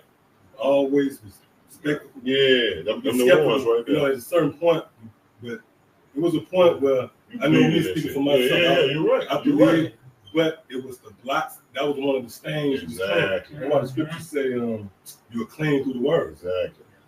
Because see, you had to be cleansed when you came to this, and what was cleansed, those stains of those different doctrines, those blocks. So this word came through and wiped all that shit out. That's it. That minister cloth. That's it. That's it. Converted. You converted. Brainwashing. Cleansed. Should I say positive brainwashing? Right. We say we shall no more stay upon him and smote him. Because when you read Ecclesiastes Sirach, the 13th chapter, that Esau is known as that bitch. Yeah. You know, just going back, being unclean, being, believing in this way, how this man presented, whatever this man presented, we were all into it. That what made us unclean. You know, but now we turn, that's it. Yep. With the grave, that's Esau. Yeah, that's it. Really, that's the data. Right. That's where them bodies was at. We was just consumed with this BS. But then that spirit of life, we detached from that shit and stood up. Animated. Yep. Quicken. Quicken. That's it. Yeah, but what's so heavy, that faith though, right? That what endures. You have to have that to continue. Right. You lose the faith, bro. Your patience gone. You're gonna quit then. That's the process. You can tell a person faith. Because even like Apostle always saying, I'm doing this, and then elders, you can tell that he still got faith because he ain't lost his patience. Still building. Noah. Yeah, Lord. Still, man. I think about after the 65th Lord year. Believe that, man. He really believed that. 65th year, and you still knocking on that 65, 75 years. You gotta have some real faith. Well, I got something for you, real quick. Because ultimately, to believe is really a commandment. That's it, bro. We're talking about the law of faith. The third chapter. The book of Proverbs 23, verse 17, it reads, "Let not thine heart envy sinners, but be thou in the fear of the Lord all the day long." So that's even enduring until the end. But we're not supposed to envy sinners. Envy go out the way of Esau and everything that he presents, because this man helps set the standard of what it is to live in this system. Right. But the Lord told us not to go after that, but follow this truth, man, all the day long, during to the end. It says, for surely there is an end, and thine expectation shall not be cut off. Yes. So it's an end. Ultimately, it's going to be an end to this madness. And say our expectation should not be cut off, but we expect our faith. But that goes hand in hand with time as well. You got to wait on something. When you expect something, you waiting on it, man. That's it, bro. We know what we waiting on. Right. We know what we expect this certain signs and certain things we're looking for. You know, it's not a hard ask. That's it. Because what you want to go back to, I think you mentioned that earlier. That's it. Whither shall we go? Yeah. And we have been made hard. It's like it. You've been made stones. You've been made stones now. Like the thing, we detest that. Right? Why would I go? I want to kill. I snap in the studio. It might be a mass shooting. That's true. X, right. Oh yeah. Yeah, more of an ancient world. 6 feet of X to the spirit. They kind of how do you find that it was a spirit. Some ancient. People cabal. Yeah. Literal cabal. Cabal. There's a smell of fragrance. Man, verse sage after you kill Frankincense is nothing to say. Before and after. Yeah. Oh, yeah. Oh, no. Okay. Now you looking at me though. What else come on. Jeremiah chapter 29 and verse 11. That's it. For I know the thoughts that I think toward you, saith the Lord. And if I may, Salaki, the thoughts are the scriptures, man. That's the thoughts of the Lord, man. And it said, think towards you. That's concerning the elect. You know, there's certain precepts that just for the elect, man. You know, you got. That's why it's like I made it's beautiful. You understand the scriptures. Now you desire to be in that moment. You consume with that. That's it. Really deep down, not every day, all day. Don't really twist like you just in the scriptures all day. You know what I mean? It's a balance. Right. Because the scriptures say, "He that go in and go out," was that St. John 10. Go in and out the pasture, right? And eat and feed. And then going by what you said, we were prisoners of the world. Now we're prisoners of Yahawashi. Yeah. You know, took them fellas off. The water Yahawashi mercy. Now we put Yahawashi fellas on. Right. We consumed by what the story says. We prisoners of this story. We believe it so much so that we hope. You know, some people daydream that they was the best rapper. You have to daydream, and it's inferior. You hear them stories. I'm That's the only hope you can go to. Like when you hear the story, when you are indoctrinated. You know what I'm just saying, man? Indoctrinated. Right? Because this is put into it. That's what it is. And that's Yahawashi. If that's the case, then your whole life is this is the way you see. You watching life through this channel. Everybody else watching life through their channel. You're watching life through a channel where you're a prisoner hoping that you will be elect. And your cousin knew that, right? If he did. He said, man, them dudes crazy, man. You got something for you. You did harp on this precept. St. John 15 and 5, it says, I am the vine, ye are the branches. He that abideth in me, and I in him. That's the doctrine. As long as you're in this, then it's in you. Go ahead. The same bring forth much fruit, but without me you can do nothing. If a man abide not in me, he is cast forth as branches and is withered, and men gather them and cast them into the fire, and they are burned. Good. You got to believe in that story. That's it, bro. That's it. I got part of the story right there. You'll read that one more time, Bible? I'm going to just add to it. St. John 15 and 6 says, if a man abide not in me, he is cast forth as a branch and is withered, and men gather them and cast them into the fire, and they are burned. That's if you don't use the gift, the gift of faith. You don't use the spirit that Yahawashi has given unto you. This is Ephesians 2 and 8. For by grace are ye saved through faith. That's what we've been going into. The keeping of the faith, man. Right? And that not of yourselves, and this is the point, it is a gift of Yahawah.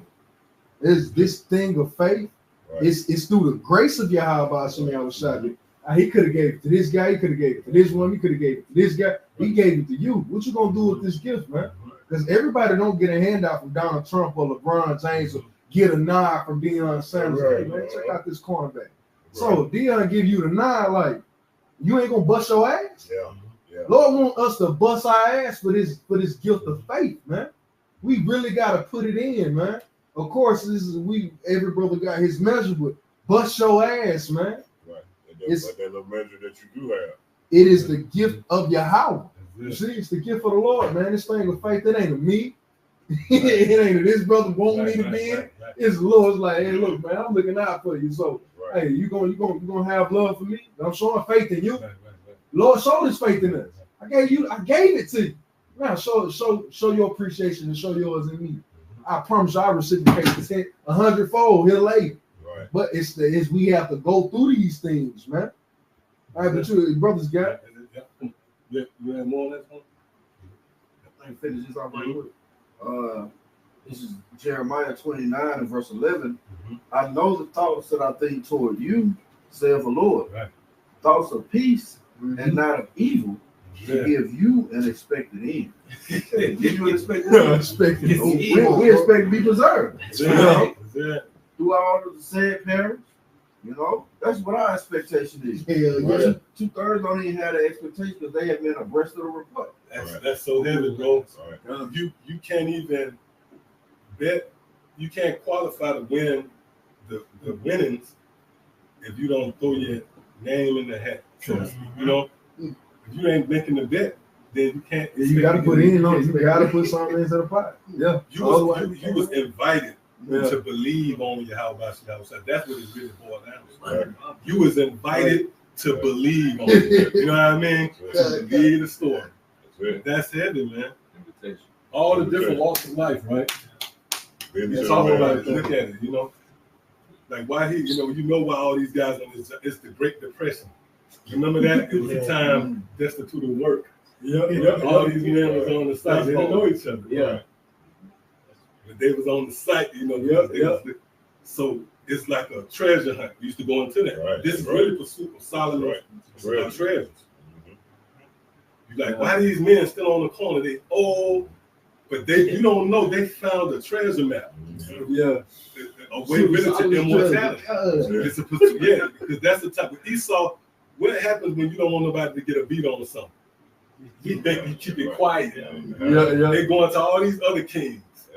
With all this money. Why when you going to the Solomon thing, they trying to keep that hush, man? Yeah, riches and peace. Right, riches and peace. And wisdom. And that's what the world always fight for, peace, right? I thought he was trying to fight for peace. And he written about the most popular, famous book of all time. Right. Yeah. So everybody don't know nothing about it. That's right. I got something real quick. Just going back to those thoughts of peace. Daniel chapter 12, verse 1, it said, at that time shall Michael stand up, the great prince, to stand up for the children of thy people. And there shall be a time of trouble, and such as never was since there was a nation, even to that same time. And at that time thy people shall be delivered, everyone that shall be found written in the book. Those that are in Yahawashi, man. That's who that deliverance is gonna go to, man. It said thy people, which is the elect, Jerusalem. Right. Those that are gonna receive that peace. Chris might say Zion, those who the Lord remember. City of peace. That's it, yeah, that's it. Holy mountain. Yep, the holy mountain. And if there's any comfort in that, right? Just knowing the story, that gives you a good chance. It's a lot of working parts. Yeah. It's just you have to be responsible with it. Yeah. Right? You can't get on the ego trip. Yeah. Because we used, it was almost like that. You can't be in that bullhorn spirit. Right. And you notice how the churches throughout have kind of dumbed it down. We pretty much teach the camera that. It's not a thing of blah, blah, blah, because we understand the sensitive nature of the report. Yeah. So it's almost down to this now, like, you at the end, you see the finish line, hold up. And the Lord keeping you oblivious in a way. All you got to do is just continue in this. Yeah. It's right there. The working part that complements this concept is you do believe. I mean, it's not like a hard act. I do believe. That's why I'm here,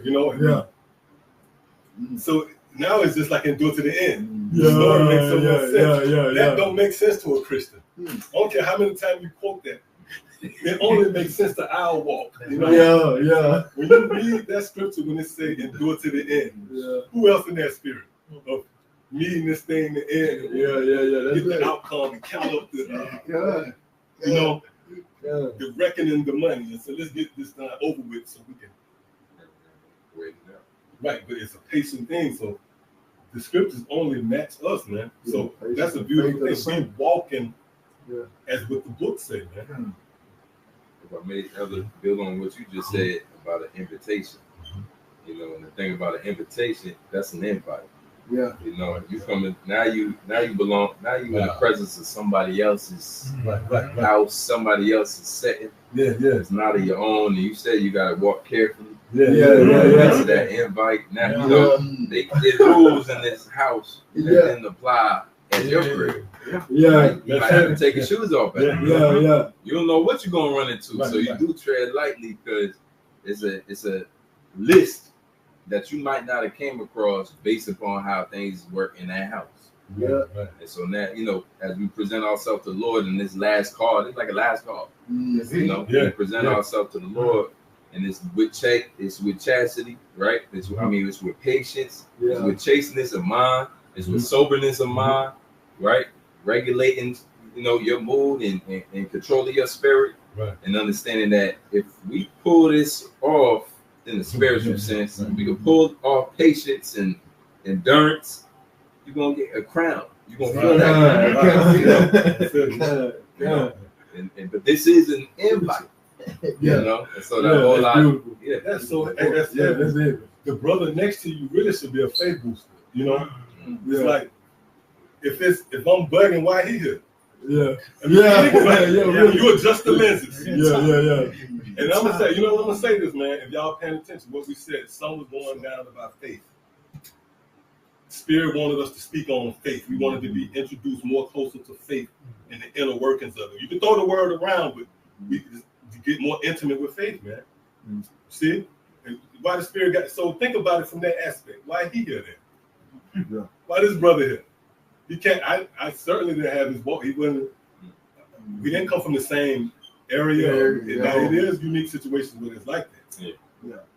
But for the most part, why this brother here? Right? Why is he here if it's just a figment of my imagination? I hope brothers I get what I'm saying, man. That's a faith booster.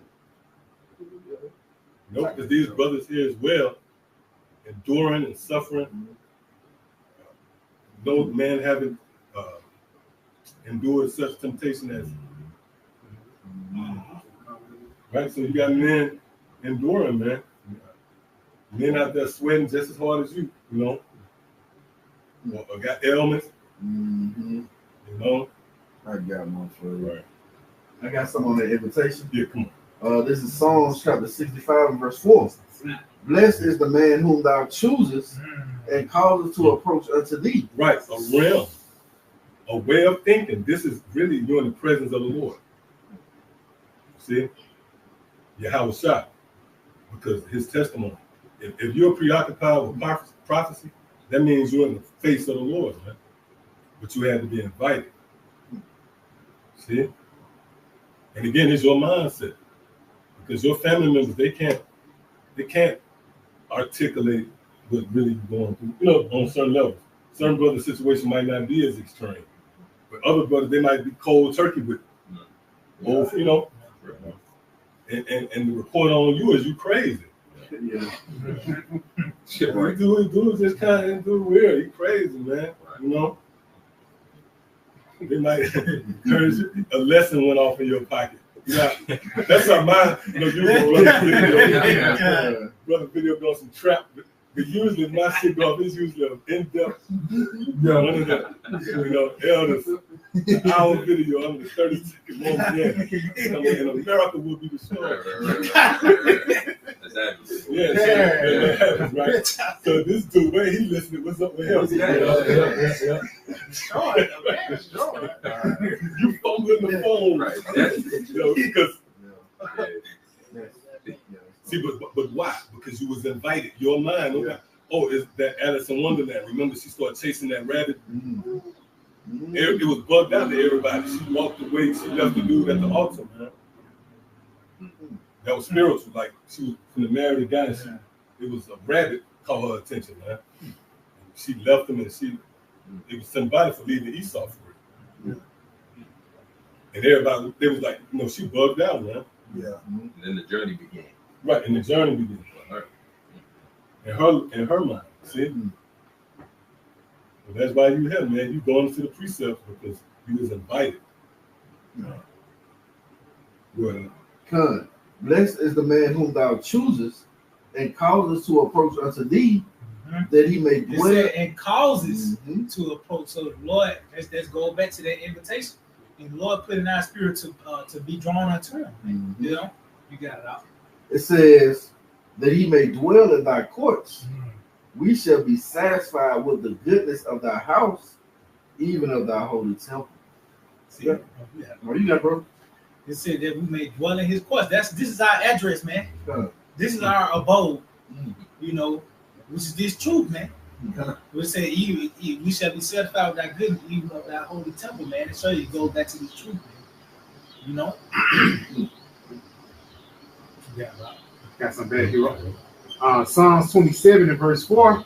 It says, "One thing have I desired of the Lord, that I will seek after, that I may dwell in the house of the Lord all the days of my life." Hey, that's them generations, man. Every generation, man, you came on the earth, that was your desire. Because going back to that lot, if you was a prophet, you gonna always be in that stead, man.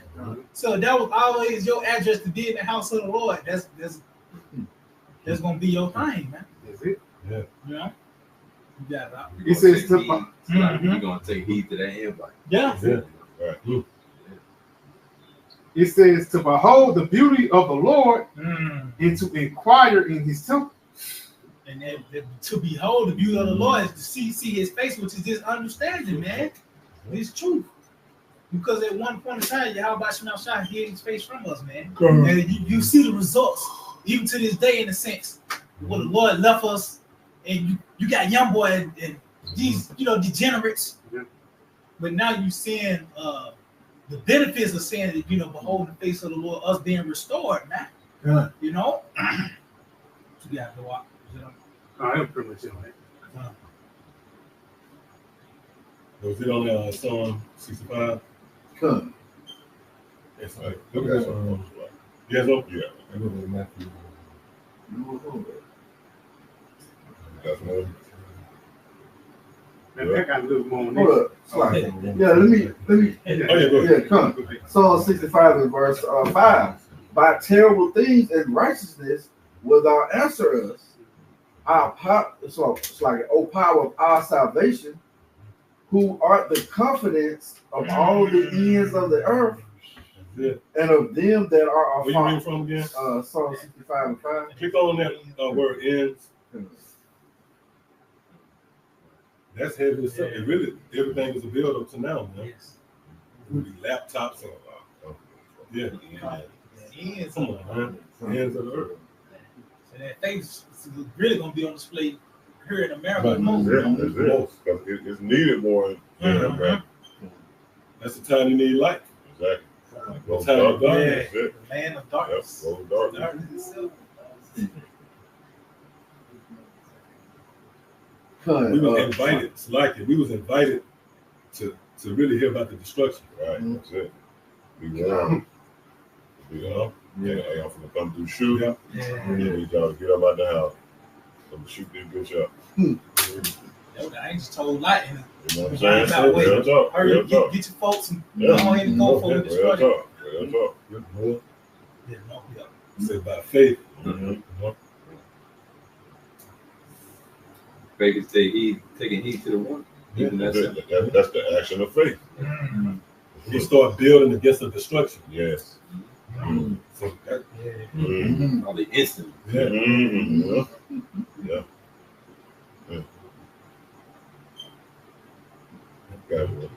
Strong's 8, 7099. It says in border boundary. In the Strong's it says in uttermost. That's it. Yep. Oh, good. Yahawashi said you're going to prophesy in the uttermost parts of the earth. You know? Being here in America, Babylon the Great. So it wasn't for them in that time to receive the kingdom, but now we're in that time, we're in the end. You know, and that's through reincarnation again. You know? Scripture said boundary. So you can't go no further than a boundary. Right. The boundary set up.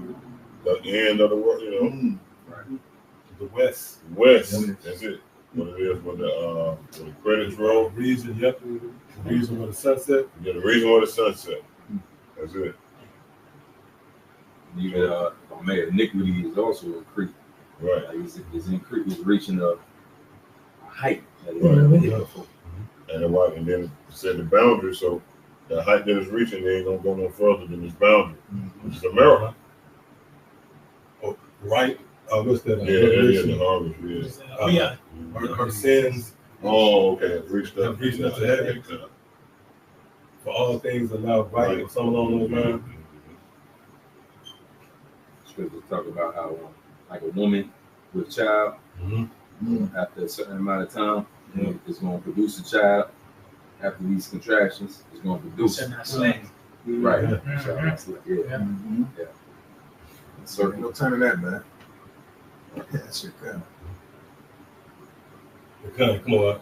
Come. It says, by terrible things of righteousness will thou answer us, O power of our salvation.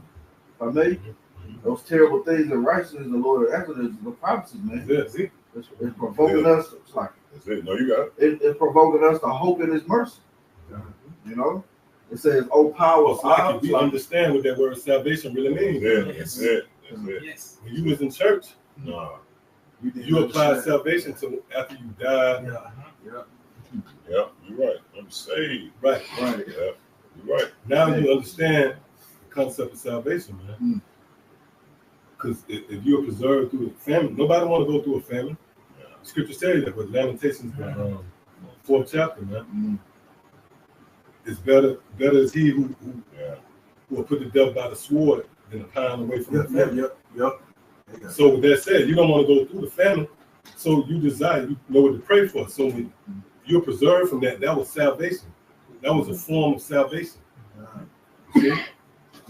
Which that's a process. It's going to peak with the return of Yahawashi, but it begins, really you've been delivered through certain situations. I believe that was the point you was going to earlier. Exactly. Even before we came into the truth, you were still hedged in a sense. You was contaminated. You was contaminated, right? You was in a dead state, but you wasn't given over into the hands of. It was papers on you, man. Right. I got that's it, I got papers on you. Papers on you. You was locked up. That's true. You'll get out of jail. The redemption. All right, so come on. It says, who are the confidence of all the ends of the earth and of them that are far off upon the sea. Yeah, that's the time we're in, man. That far off, that sea representing people. This is a time where everybody's meshed together. That's why we're in Babylon. The scripture speaks about that confusion by mixing, going to that word babal. So that's the sea. So we're in a time, that's why when you read Revelation, the 10th chapter, it speaks about, matter of fact, can you get that? You'll prophesy again before many kings, because that represents a time where everybody will be together. You'll be connected to a system. The internet. Come on. Time, book of Revelation 10 and 11. And he said unto me, thou must prophesy again before many peoples and nations and tongues and kings. See? So that's why you got the translation on your computer, because you're going to prophesy again. But this prophecy, it will be presented, the presentation of it will be really online. We go out on the streets. That's an act of faith, man. You go out on the highways and byways, but the ministry, the reflection, it shines through the internet. Yeah. So beautiful. Spirit, So we literally prophesying again, even though that was speaking to John, it represents us. We prophesying again before many people and kings, tongues. See? Matter of fact, and you get that also in Psalms 98. That wasn't what you was reading from. Oh, a lot of them. I believe Psalms 98. Yeah. Yep, get that as well. We got somebody else? Yeah, I got you. Oh. I know, I was reading. You got somebody else? I can't. Going back to that suffering real quick. 1 Peter 5:10, it says, but the power of all grace who have called us into his eternal glory by Yahawashi Mashiach. After that, ye have suffered a while, make you perfect, establish, strengthen, settle you. So just going back to that suffering. You know, you're gonna receive a reward, man. You know, you're gonna be draws free. That was really Con. The book of Psalms, chapter 98, starting at the top. Oh, sing unto the Lord a new song, for he have done marvelous things. Right. That complements Revelation 14. A song is the word a new song. This the word, you know, pretty much perfected at the end. See? Well, his right hand and his holy arm have gotten him the victory. The Lord, Yahawah, have made known his salvation. His righteousness. He made known his salvation. Man. So before we was in this truth, you thought salvation was something that it was completely opposite. Read that again. It said the Lord, Yahawah, have made known his salvation. See, so that proved that salvation wasn't as an open and shut case as one might thought. Huh? See, you thought salvation, you throw a mic in front of someone and ask them, like a Christian coming out to church, hit them with a trick question, what's salvation? We already know what it is. Well, the day when I breathed my last, you know, depending on how they articulate it, how much season they put on, you know. But ultimately, it was all a farce. It had nothing to do with salvation. It was veracity. Man. See? Come on. God, it says his righteousness have he openly showed in the sight of the heathen. See? That goes back to what? In people, kings, tongues. So in the sight of the heathen, where this thing will be global, that's when the righteousness and salvation of the Lord will be shown. See? Read that again. God, it said the Lord have made known his salvation. His righteousness has been openly showed in the sight of the heathen. He have remembered his mercy and his truth toward the house of Israel. See that? So the Lord remembered, right, that mercy, and it was cemented through the truth. So again, that's why we all here. From the brothers in this room to those amongst you out there that's, you know, partaking in the council, man. Your mind, you was drawn in. It piqued your interest. That's heaven, bro. That can directly be connected to the scriptures. And again, Christianity, they don't provide that. They just provide this fear factor. That's the real game that shake you down. Right? If you ain't in the right order with them paths, you going to hell. Think about that. So now you got the bread coming in, and that's a shakedown, man. Because a nigga sent some with mama like, you know, my tights up, you know? Because the fear of that bullshit. But the scripture said you'll be free from the fear of death, I believe. The fear of dying or something. You see, we got a whole other perspective on salvation, man. We understand there's going to be a destruction. The metal is going to melt. What it is, the elements. The elements. The elements shall burn fervent heat. all the works there. Yeah, And the works Even there. thought processes is gonna be burned. burn. Thought process. And a burn is real intense. If you ever had a good burn, I know I had a good burn. Man. Really, you should remember. Yes. It's really that intense. You should remember that shit, man. It is. But as the word of the Lord have you kind of, you don't really, you have to go back and really think about it. Yeah, burn. Oh, yeah. Really When think you about look at burning and you look at washing is always, surface level is clean. But when you burn something, it's layers. You burn layers like first degree burn, third, second degree, it's layers to that burn. Yeah. That's it. Because it gets rid of its opponent. Yeah. Fire. Nothing can withstand it, Like, Lord really be showing mercy. He showed mercy the first time. He ain't playing this go around. Hey, that's part of the prayer. Matter of fact, get some real quick. Going back. Hey, that's part of the prayer. For mercy. Habakkuk chapter 3, verse 2, it reads, "O Lord, I have heard thy speech and was afraid." And if I may, that should be the proper reaction when this truth is presented. You should be in fear of Yahawashi and Rawchaa. Also, Joel, the 2nd chapter. The only one that's going to actually react was the holy mountain. The inhabitants of that land tremble at their alarm, man. It's like it real quick. Going back to Noah. Let's see. The Most High allowed him to see what's going to take place in a later date. And what he did, he was afraid. He moved with fear. The Most High gave him a vivid picture. Yeah, man said him, that's moving with fear, building the ark. You know what I'm saying? Ain't stumbling about talking about, See? It says, "O Lord, revive thy work in the midst of the years.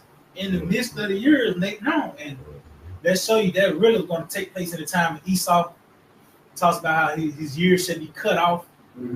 Time shall be shortened.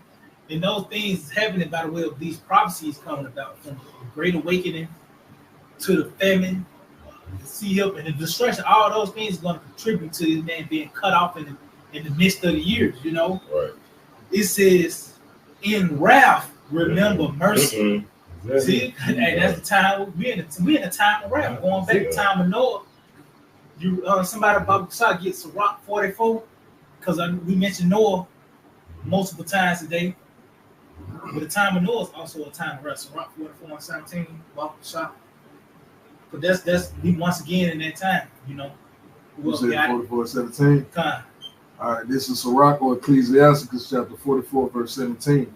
Noah was found perfect and righteous in the time of wrath. See?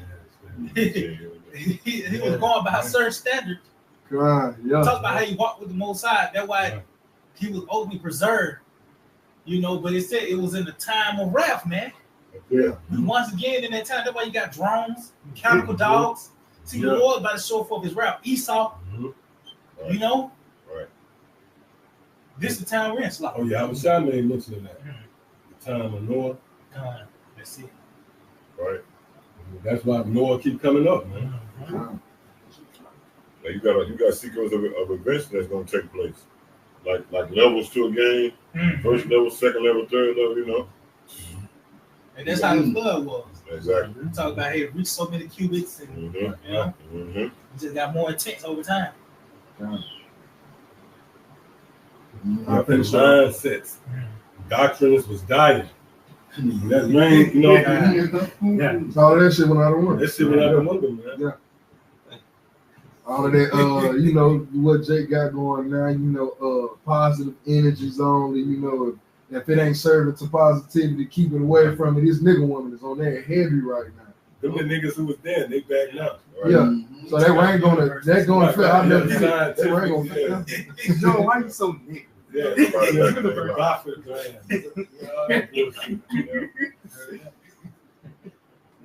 shit, you end up in jail. It's just all kind of crazy. It don't end in peace. It says it end with bitterness. Hey, before Diddy got locked up, he was calling himself Brother Love, and he was on that love too. Hey, look mushrooms. Look what happened to Sonya. What is her name? Sonya? Hey, I rebuke you in the name of Jesus. Oh, Boy, yeah, you put a yeah, hole in yeah. your face, man. Jesus You call. up. Yeah, Jesus rebuked her, man. You call Satan. Satan came, and what happened? You boiling water. Satan put you to death, man. Oh, you get a name of Jesus? She received mercy from the Lord. Just like in the time of Noah, and all those people on the planet Earth, it was only 8 people that got saved. Yeah, it was only 8 people that got extended mercy to, man. Yeah. That's a heavy point, man. Yeah. I got some real quick. This on Sirach 35:20. Mercy is seasonable in the time of affliction, as clouds of rain in the time of drought. And just like when it rains and somebody yawn for the rain to come down to feed the place, that's how it's gonna be in the time of Jacob's trouble. People are gonna be begging for mercy. Whether it be you crying because you want something to eat, you still gonna be begging for Yahawashi to save you, man. You know? Come.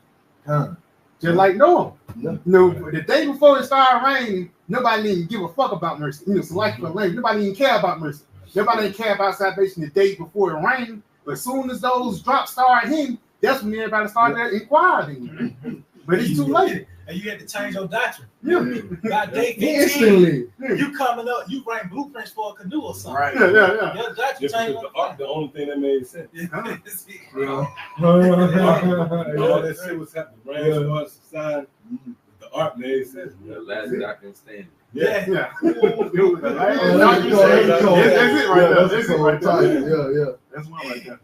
Hey, Noah was able to, it was windows. Noah was able to see him. You know what I mean? If I may, Oh, not good. he saw the fruits of faith.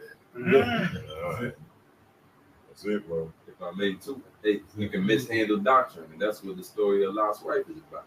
I mean, it's like you can mishandle mercy. Yeah. You know, if you misrepresent mercy, Yeah. you know, you Damn, sue at it. yeah. Oh yeah, the Lord got something. I got you. I got you too. Yeah. Yeah. Damn, let's go. Yeah. Damn. Right. Yeah.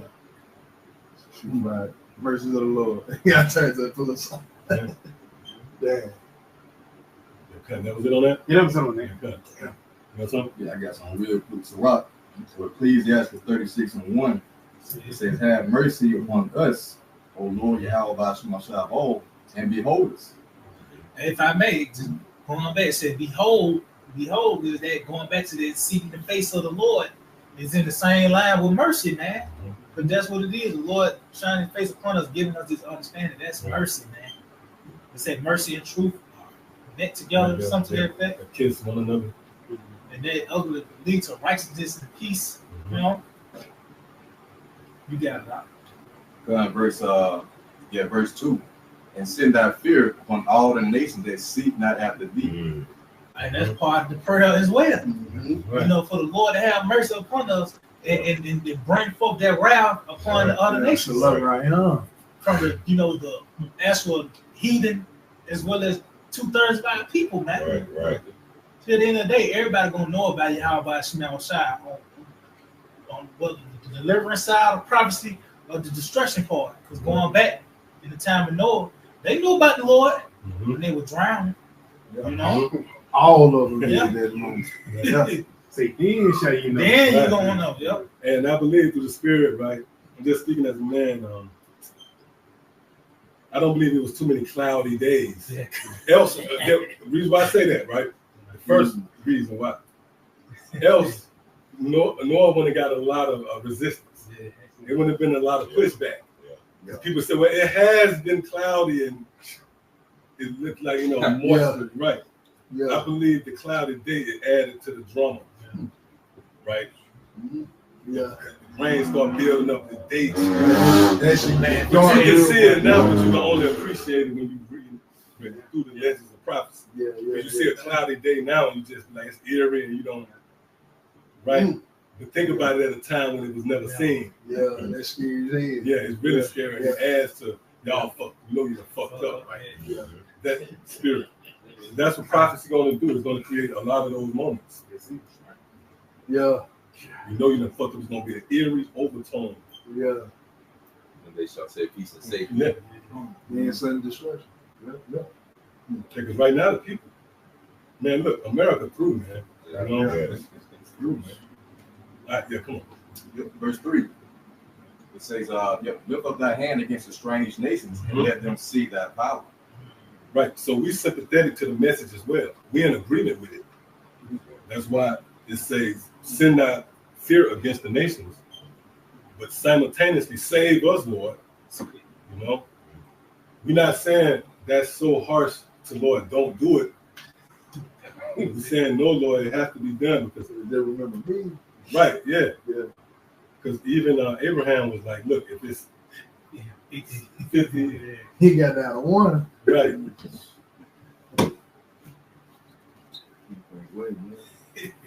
So now we're in the spirit of, destroy this place. We're in agreement. Yeah. So much so that we got an argument with you. You find yourself really back. I don't do it as much as a lot, lately when you go back and forth on the coming board. Right. I used to do that back in the day. You know what I'm saying? Yeah. But you arguing over destruction. You know, you wholeheartedly taking a hard stance, right, on the destruction based on the Bible. You have no argument, right? You have an argument that's just like Noah. Noah, on the behalf of a divine spirit, was saying this place is going to be destroyed. Right? Yeah. Right. When you get to a point in the spirit, you just like, man, just stick around, man. Just stick around. Yeah. Don't die. I tell Jake that back in the head, man. Just don't die, man. Just stick around. But your brain, it remembers. It's like a computer. Yeah. Real quick, like the guy with his name, Rap the News, it was memories that had to been played back. I bet the old boy, memories. Because it even tell you, like, you go into, the body, the anatomy of the body, and you stay alive, your thinking, your reasoning can stay alive up to so many minutes. It really ranges, man. Esau hasn't figured out where there's smoke, there's fire. You know what I mean? You give me a number, but really you can't tell me the be all end all.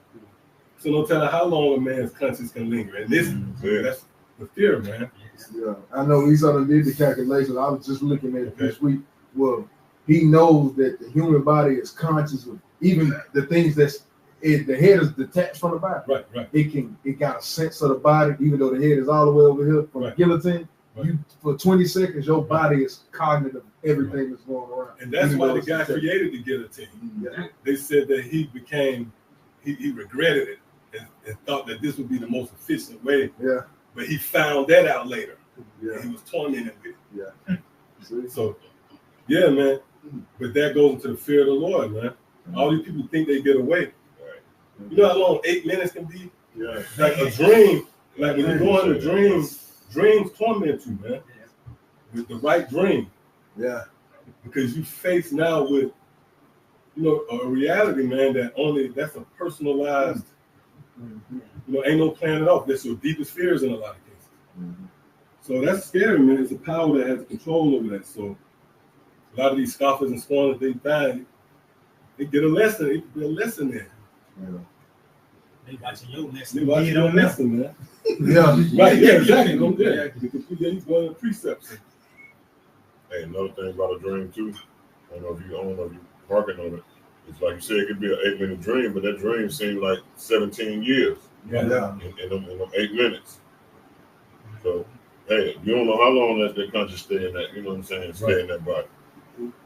Because, like you said, it could be 8 minutes, but that 8 minutes seemed like 17 years. You know. Hey, because it's a walk. Your spirit, you don't say when your spirit technically. No, you don't. They really pronounce you clinically right dead. But really prior to that, there was a lot of cases of people waking up in the casket. Where they had even devices where they had contracts where they made people come and check their grave for so many years to make sure that they dead for the fear of waking up. They keep a bell inside. Yeah. And so you don't really control that. Remember, even Yahawashi said, "My soul, I commend my soul."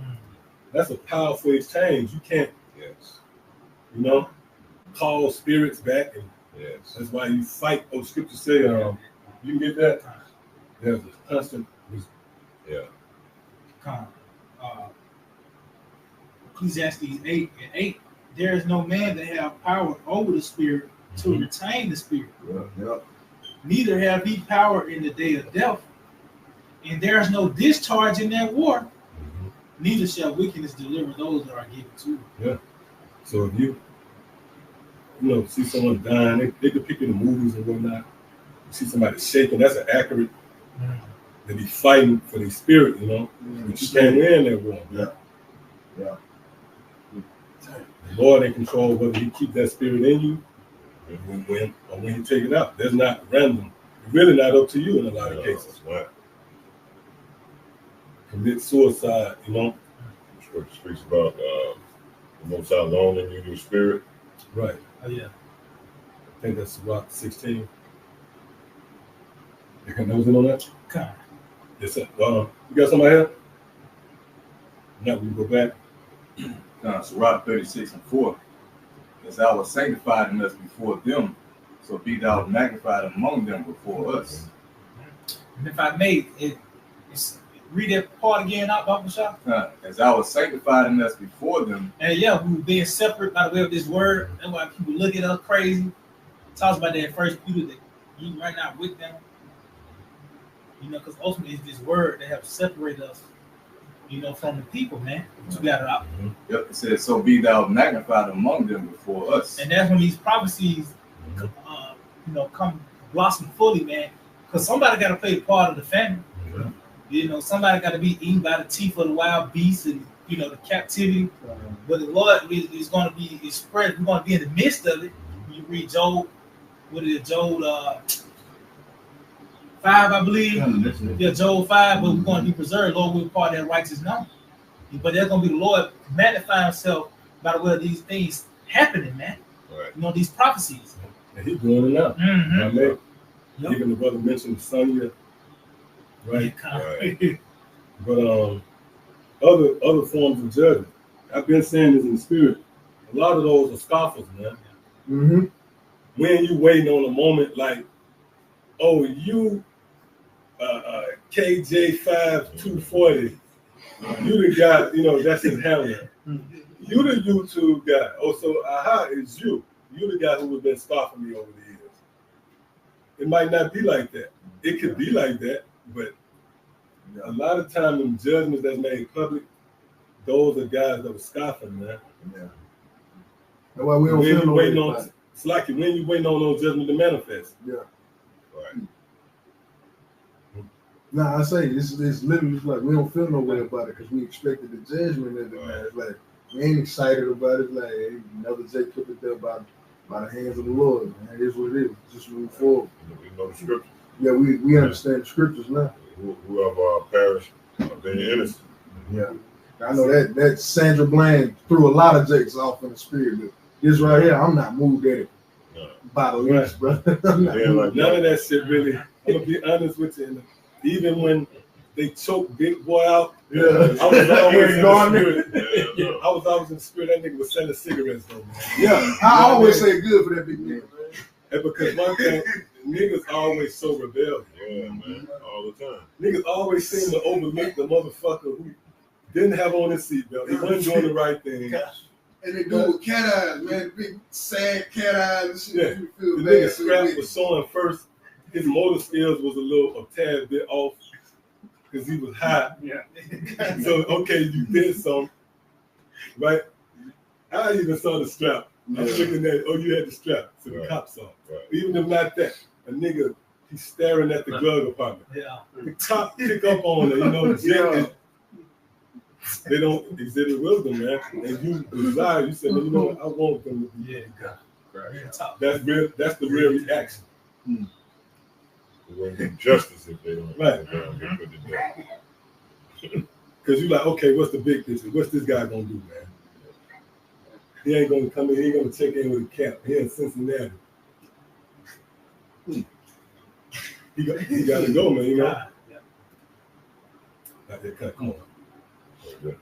One more. Yes, Rawchaa 36:5, and let them know thee as we have known thee. That's it. There is no power. Hey, that's the time we coming into, man. Everybody gonna know Halalyam just like we have been made known to Halalyam, man. Why? And that's through actions. See, we know Halalyam because number one, we believe. All right. We got that photographic memory, so to speak, to remember. But these people have no clue. Right now, they don't believe, but they will know the Lord as we know the Lord. They're going to know the Lord as this terrible demon-like power when all hell breaks loose. You got it, bro. It says that there is no power, but only thou, Yahawah, Sham. That's right. So it went orchestrated by your miscalculations. Right. You're going to not really boil down to that. You're going to find out. No, it wasn't. It had nothing to do with me or what I personally could have did. Right. This was literally an out of this world, you know. It's going to be far beyond your mishaps, your miscalculations. It's going to be completely out of your control. See? And that's the same with the flood, man. All right, so Khan, that was it on that? Right, Khan, the book of 2nd Ezra, chapter 16, I start at verse 18. It reads, the beginning of sorrows and great mourning, the beginning of famine and great death, the beginning of wars, and the power shall stand in fear, the beginning of evils. What shall I do when these evils shall come? And if I may, Slacky, real quick point. That word beginning show you that it's a climax to the evils. It's going to be a climax to the famine, the wars, and these things. You know, it's a beginning now because you can see an article on it. News clip, you still got the prophets, giving this warning out, man. But it's going to be a point in time where, prophecy is going to be very intimate. Going back to the brother just read in Sirach 36, they're going to know Yahawah as we know the Lord, man. That's going to seek the Lord while he may be found. Call ye upon him while he's near. Isaiah 55 and 6.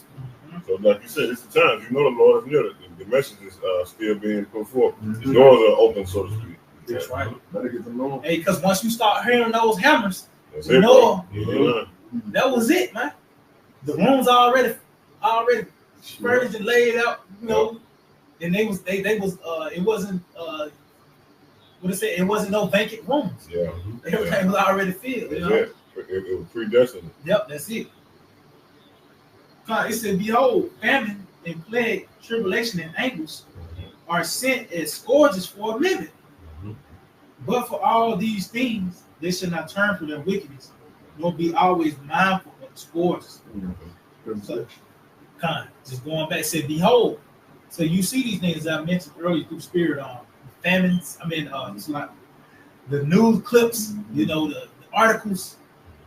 You see, you actually can see these things that's happening on the planet Earth. But it says sent for a scourge for an amendment for you to consider, and to repent, man. Yeah.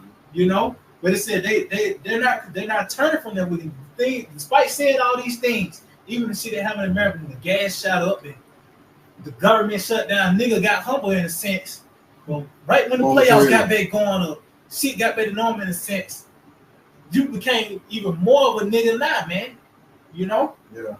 It made me think I just watched earlier this week I watched the documentary on Haiti. Man, the nigga barbecue.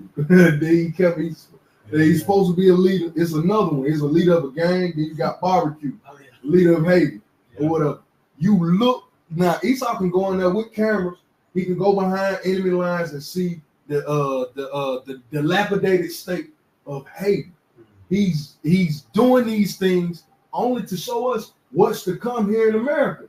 Really, he should be fearful to go into that place. This is the dilapidated. This place is through. It has absolutely no government. It's being ran by gangs right now. But Esau can come through and get a videotape of all of this. Why? I asked myself, well, why you allow that? To scare you, motherfucker, because that shit scared the hell out of me. I watched that whole hour-long interview, like documentary, and it was full of subtitles. I had subtitles, but these were the scourges that the Lord is giving unto the earth. Only the men of the Lord willing we be at that number, we become mindful of it. I can show this I done showed it to a couple of people in my family. It touched them not, man. But to us, if I was to show it to brothers, like, God damn, and they wake up every day like this, man.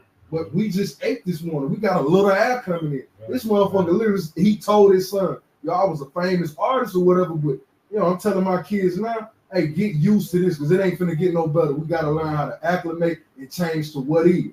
I can't. This is all I know is hate. So this is what it is. Hell, bro. The Lord showed us that for us to get right, man, because those people's going through it. Jake is through. The tribe of Levi is absolutely finished in that place, man. But the Lord has given us time to actually see these things that we may change, because it's about the judgment of America ultimately, man. You see? That's the stage. Yeah, like the Lord is painting these other places out, painting our people, painting out our fellow kinsmen out in these other areas of the planet Earth to forewarn us of the ultimate judgment that's come to America, man. And that was effed up, man. Those kids finished, bro. Finished. And see, that's the balance of the Lord. So when destruction do come and destruction take hold of you, you can't question their outcome. Yeah. Because I showed you everything you need to do and you refuse.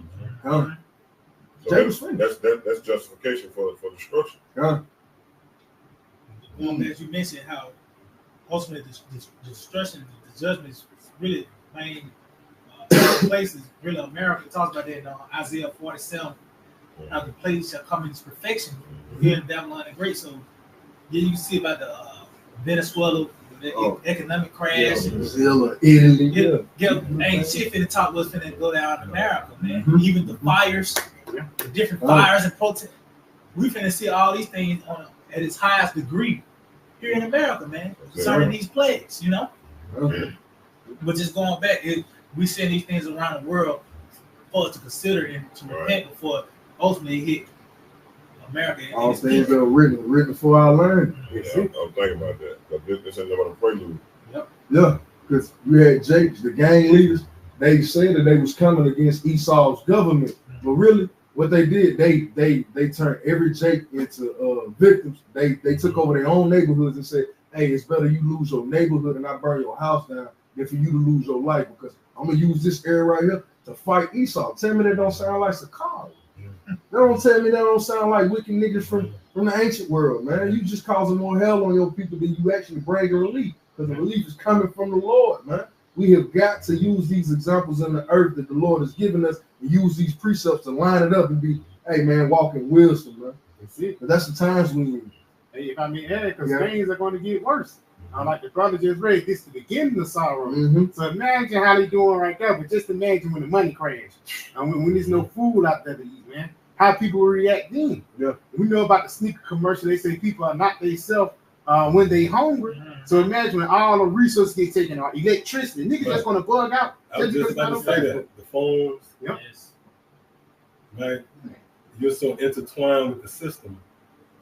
You have made this nest, right? Our people, they lodged in this nest. This is a system, bro. You see, in the spirit, see, that's another thing too. That stability of that time, man. You got that goes back to that faith. You got to understand that any time, really the flick of a light. That's why even that spiritual, not to be philosophical or nothing, but just, and you mentioned it, examples that you consider. The light switch. Why is that designed that way?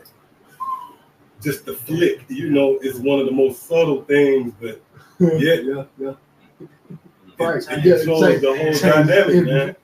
But it's just one flick. And even you can pull that off. You can perform that act.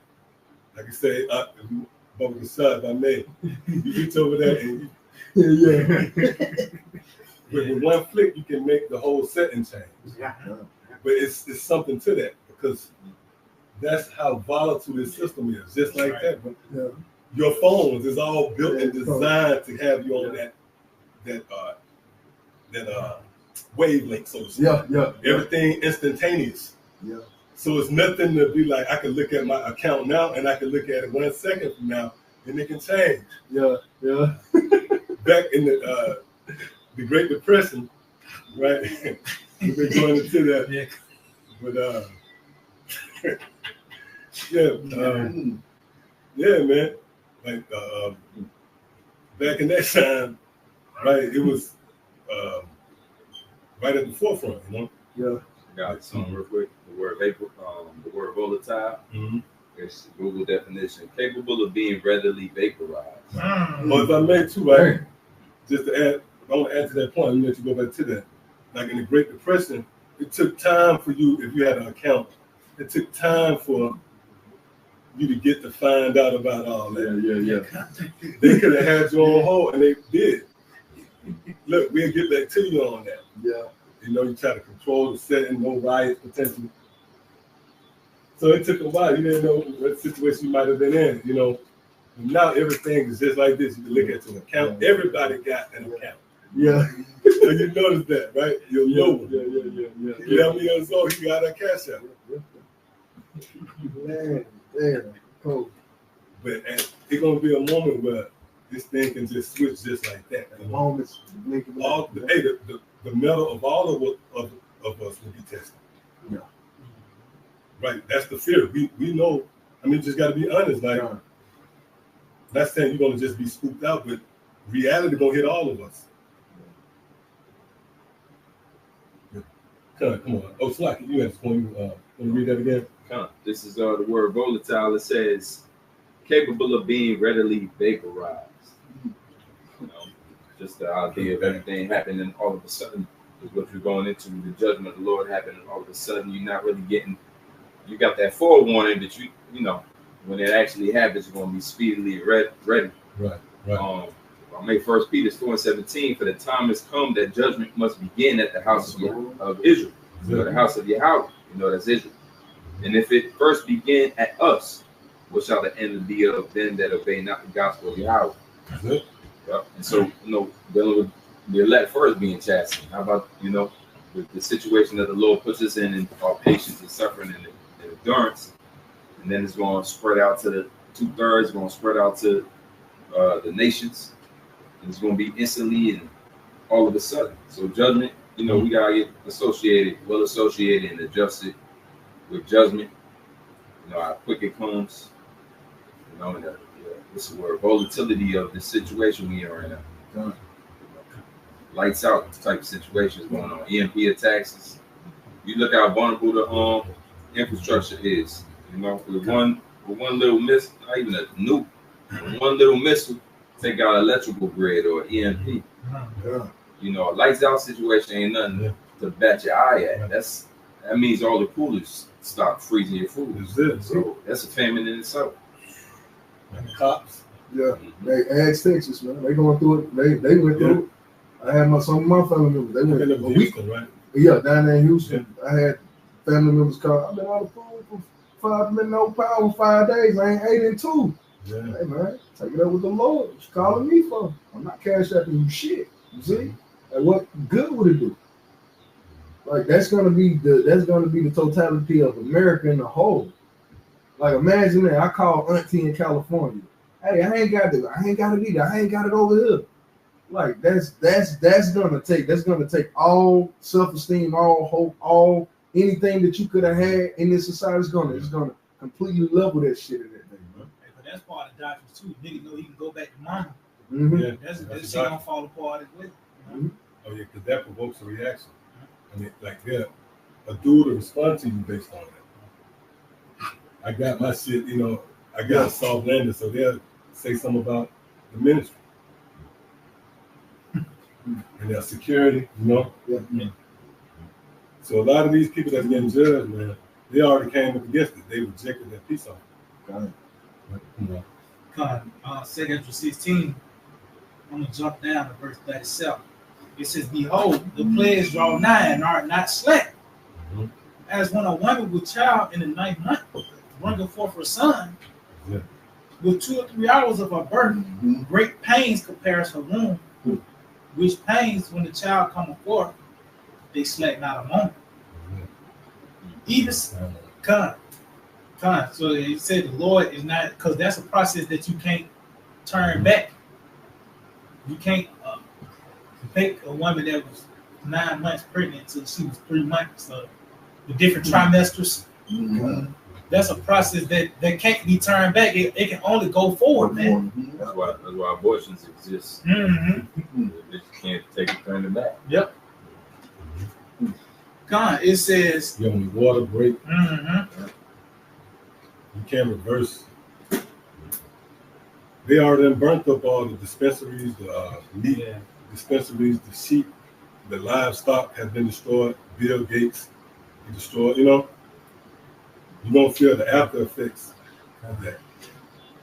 Like them jabs. People that you know they took the jab. Now, couple years later, now you see the results. Right. Yeah. You know? They say what 4 to 5 years you gonna start people falling like flies. It kills their faith. Yeah. You really go into that jab when you simplify it without getting too deep. You know what I mean?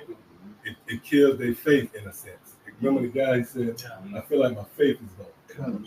So a desperate attempt from E is to stop in, but that's the most high. I'm gonna keep you rebels out here, you know. Biological warfare. Right, biological warfare. God, it says it's like, even so shall not the plagues be slack to come upon the earth, and the world shall mourn, and sorrow shall come upon it on every side. Beautiful. So no relief in sight, man. Only help is gonna really be from the heavens, man. It talks about that with Psalm 121. I look unto the hills from which come my help. You see, the help gonna come from on high. It's gonna have to take divine intervention, man. Because Yahawashi now shot and throw the kick sink at America, man. As we mentioned earlier, how these people their lifestyles require, you know, the technology. Yeah. Everything, love and throw the everything. The P trap still on the sink and everything. You feeling everything, man, from any aspect of relief or calmness. Yahawashi now shot gonna take it away. Even he talks about that the plague concerning the plagues of Egypt, that darkness. Yeah. It says even fear captured them. So you're gonna even be captivity is gonna be part of that. Fear is gonna be part of that captivity as well, man. You're gonna hear strange sounds. They said the sounds of rushing wind. Yeah, it's just a drop of water. Right. Yeah. Trip that. Wild beast. Fear, man. Fear is gonna be the real thing. Yeah. Jake don't know how black it get when with no street lights, man, with no light pollution. Hey, man, dark is dark. Yeah. You know, you're gonna hear sounds without the noise of the city. Yeah. Right? You're gonna hear sounds of the nocturnal animals. That you might not hear, and they're gonna sound, man. They're gonna be making out. Right? They're gonna be intense, man. Yeah. That's gonna make out to be a fearful time, bro. That sound right there. Yeah. That's a part of it. You get footsteps with it now. Right. You know it's getting dark. You dread, fuck, it's gonna get dark. Yeah. And you hear those crickets, and that's the spirit that intensified. Yeah, the crickets, and you're gonna hear frogs. That's gonna contribute to the fear, man. And just like that, you went from scrolling through your Instagram. Right. That was right. Because now you out here on the safari like Steve Irwin. Right. And we got the comfort of the brotherhood. We got the body, comfort one another with these words. Right. The chats would be we probably wouldn't have the chats, but certain lines of communication, however brother can get it, we probably gather whatever, but deep down you're gonna be in some certain spirit because you need that to happen. You went to that earlier. Right. The fact that Noah needed it to rain. Right. So when we see that, man, it's gonna be a thing of a rush. Popping bottles. Right. The rush of it. Yeah. But then you're gonna be like, well, hold up, man, it's happening. Yeah, it's like the championship fight, man. It's like I'm happy to be here in the championship fight. This means I got a shot, but I gotta win this motherfucker. I still gotta throw the punches. I gotta take the licks. It's still before me. And that realization is gonna settle in as the walk intensifies. Yeah. Right. So the reality gonna set in because you're gonna rejoice in the event taking place.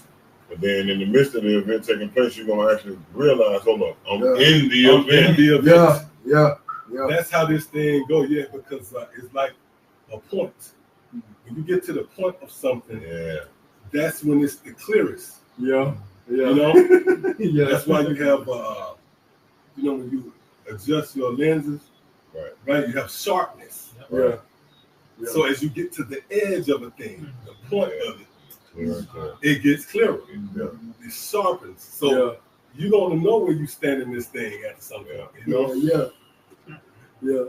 All you can do is like I know every boxer said, but I know Terrence said it the best. They always ask, it's like, hey man, what do you think this gonna be your toughest battle, your toughest fight? He's like, hey man, look, y'all say that on paper, it looks like that, but you said this dude was supposed to be weak. I don't care about none of that. I gotta get in the ring. Right. My anticipation is my anticipation and my build up and my preparation for the fight. That's to each his own. But I'll let you know what it is. Really, I know what it is. I can't tell you what it is until I get in the ring. And the first two rounds don't matter to me. He said the third round and beyond. Right. That's when I know what I'm really into. Until then, I can't tell you. You know what? That's the same. You can feel it. Yeah, you can feel it. When you feel the intenseness of his walk. Yeah. You know? It can't be felt. You gotta feel it. Every feeling is to be felt, man. So, hey, with that, you have to adopt that mindset, right? You have to understand that, look, this is the story. And you know what? That's going to fall. A lot of these Israelite groups, their leaders, they're going to be held guilty of that, man. They created this world-friendly setting. Mm-hmm. They took the attention from off of the evils, man. Mm-hmm. See, if you're in the spirit, you're going to eventually speak on famine at some point. Right? Because that spirit, the Lord about to open up. So why wouldn't, right, that act be promoted? See? I said, come on. Matter of fact, I'm gonna jump down verse 68. 2 16, verse 68, it says, for behold, the burning wrath of a great multitude is kindled over you, and they shall take away certain of you, and feed you, being idle with things offered unto idols. If I made it, going to the concentration camp, the devil coming down with great wrath. Say that burning wrath, that's so that you read the scriptures, that Jake lingo, not what Jake say 38 hot. That's the same, that's to show you this with the Israelites through the spirit, but this is going to, Esau coming down that great wrath, these concentration camps, and ultimately when that sea hill is be presented unto you, man. Mm-hmm. It says, and they that consent unto them, see, and they that consent unto them shall be had in derision and in reproach and trying underfoot. So going back to that sea hill, being like you being held down, like that guy that was refused to take, he was in the coma. All the doctors they were trying to get him to take a jab. Yeah. Now he's gonna be presented unto you, and you're gonna accept it. Yeah. Right. It says being idle. Read that part. That being idle. 2 16, verse 68. For behold, the burning wrath of a great multitude is kindled over you, and they shall take away certain of you and feed you, being idle. Being idle, is in like you ain't moving, you ain't living without work. Yeah, without work. That's it made me kind of think of what Barzal went into to be bored.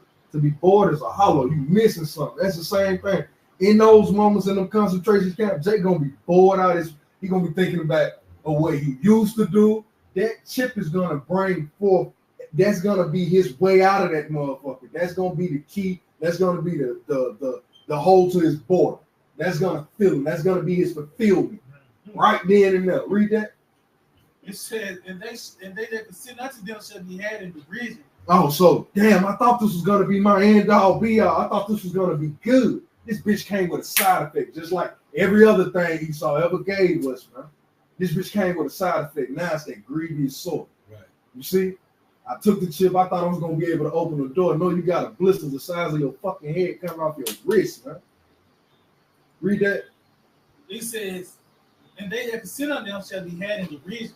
So you're gonna be made a sport, something to laugh at by the prophets, because they had us in the region. Now look at you stupid nigga. It ain't felt too well. We're gonna be on our Charleston White shit in that day, man. You got it. And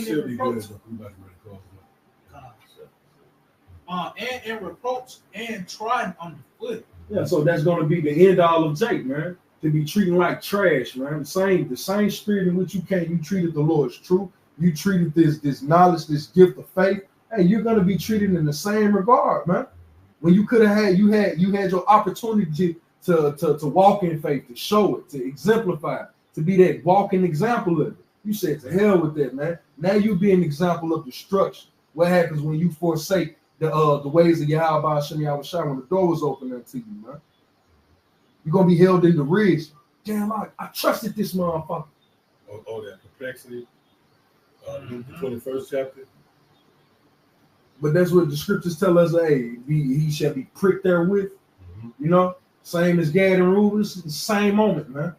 It's like, damn, I thought this was to save us. Yeah, because once you was warned, now you was given the alternative. Now, see, that's going to contribute because a lot of you're going to say, "You guys was right, man." Because really, especially with this whole sea hip thing,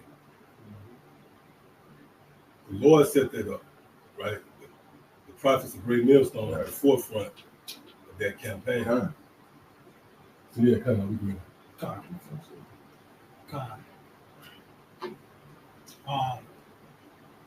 Verse 70, it says, "For there shall be in every place and in the next cities a great insurrection upon those that fear the Lord.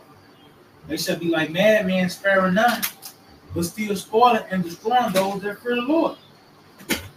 So they shall waste and take away their goods and cast them out of their houses. Then shall they be known who are my chosen, and they shall be tried as the golden in the fire." So if I may, as these things unfold, the Lord is going to make known who his elect is by way of being preserved and kept. Somehow you still eating. Right. And that fat nigga, he's smaller than you now. Nigga that vexed you or whatever. Or these different plagues, as I mentioned, Job 5th chapter talks about how you shall laugh in the destruction. So what type of state the Lord will have you in during that time, man? That's the same mind. That's right. Yeah. That's going to be your biggest defense. Your state to be able to stay stable mentally. Right. That's right. Without bugging out. And so, I mean, it goes back to your faith. That's it. Well, that's it. And it's going to be based upon the things that's taking place. Exactly. Like the things that's falling apart, that's going to really stabilize you. Yeah. And as the trembling come through and shake, it's going to stabilize you. You know, everything fall around. That's when the stabilizing happens. Yeah, you get a little cold. You're going to shift into a mode, man. Damn, wow. And you see where it makes sense because as the prophecy's going to bloom, you're like, damn, you know? So when you get to that moment, man, that hard shaking, actually going to, stabilize the act itself. Like, look at that, we help, you know? God, it says, "Hear, O ye my beloved, says the Lord." See? Oh, that's the invited. You know? We have come near. The scripture speaks about that. Those who are near unto me. Right? So this intimate setting. Hey, what the scripture say? Whisper in their ear. What I tell you in the ear. You got to get up and close and personal. I got to call you in for the embracing. So you come into this thing, and it's a secret briefing. You enjoy my blissful intercourse. Right. That's what it is. Blissful intercourse. Come on. God, hear, O ye my beloved, said the Lord. Behold, the days of trouble are at hand, but I will deliver you from the same. See? Be ye not afraid, neither doubt, for the Most High is your God, and the God of them who keep my commandments and precepts. Right. See? That's really keeping the doctrine, man. Yeah. See? What? Said the Lord power, let not your sins weigh you down, and let not your iniquities lift up themselves. Woe be unto them that are bound with their sins. Right, you haven't been cleared. You're bound by your sins. And you're going to see what is going to idle as well. What? And covered with their iniquities, like as a field is covered over with bushes, and the path thereof covered with thorns. Right, there's no work been done. Yeah. Like if you go to an establishment and it's overran with weeds that haven't been kept. You know, matter of fact, if they haven't been kept right and pretty much cultivated, you're not going to be compelled to enter into it. You're going to deem it as ran down. Yeah. See, read that again. It says, woe be unto them that are bound with their sins and covered with their iniquities, like as a field is covered with bushes, and the path thereof covered with thorns, that no man may travel through. Yeah, it's not vacant. It's right. It's vacant. Yeah, it ain't been weathered. It ain't been worn. It been traveled. All the lights is not on. You know what's the old saying? Right. Go ahead. It is left undressed. It is left undressed. See, and that's another play on words, because what this thing is about, being clothed and not being naked. So as touching a field, if it's not dressed, that means it's not kept. Yeah. So that also applies to being naked. Read that again. It is left undressed. See, and is cast into the fire to be consumed. See, it all goes back to the destruction, man. That proves that the doctrine is airtight. Right. Yeah, yeah. And the Lord is a constant reminder of the destruction. See? Which is a constant reminder to what? Continue to desire for mercy, you know? Humble ourselves in the sight of the Lord, you know, do this work and hope to the end. So I don't do that. Hey, so with that, we give all praise, honor, and glory to Yahawah, Sham, Yahawashi, Sham, Qadash. Our teachers, the head apostles, the elders of the millstone. So one to the fellow laborers out there. As always, believers, to the next time, shalom. Shalom.